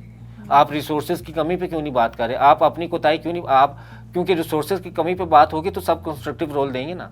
जब आप और मिल के हम बात करेंगे कि ये जो 400 मर्द थे, ये वो मर्द थे जो वर्कशॉपों पे बच्चे काम कर रहे हैं, तो कंस्ट्रक्टिव रोल क्या होगा कि हम सब मिलकर उन 400 बच्चों को स्कूलों में भेजेंगे ताकि वो वैसे मर्द बने जैसे आपके घर के बाप और भाई हैं। जूली, आपके साथ मुझे ऑनेस्टली बहुत मज़ा आया। आपने, आई विश हमारे पास और टाइम होता, लेकिन अनफॉर्चुनेटली नहीं। And this is the first time मुझे किसी ने इतनी अच्छी आर्ग्यूमेंट्स दी है, इतना अच्छा कंस्ट्रक्टिव डिबेट किए मेरे साथ, और मुझे ये चीज़ें मैं बहुत अप्रिशिएट करती हूँ। Thank you so very much. मेरा भी इस शो में आने का ये मकसद था क्योंकि जेंडर्स का जो हकूक़ और इश्यूज़ और आवाज़ है वो तो हर जगह पे, हर चैनल पे वो जो है वो दिखाया जा रहा है और शोर मचाया जा रहा है और आवाज़ उठ रही है। लेकिन हम इस चीज़ पे देखें, हम लोगों को नज़रिया वाली बात को मैं दोबारा दोहराऊंगी कि हम लोग नज़रिया लेके आएँ। हम ये दो जिन्स की बहस और जंग छोड़ दें, क्योंकि हम जंग कर रहे हैं, मैं अपने भाई और बाप को डिफेंड कर रही हूँ और बाकी पाकिस्तान के मर्दों से मैं लड़ रही हूँ।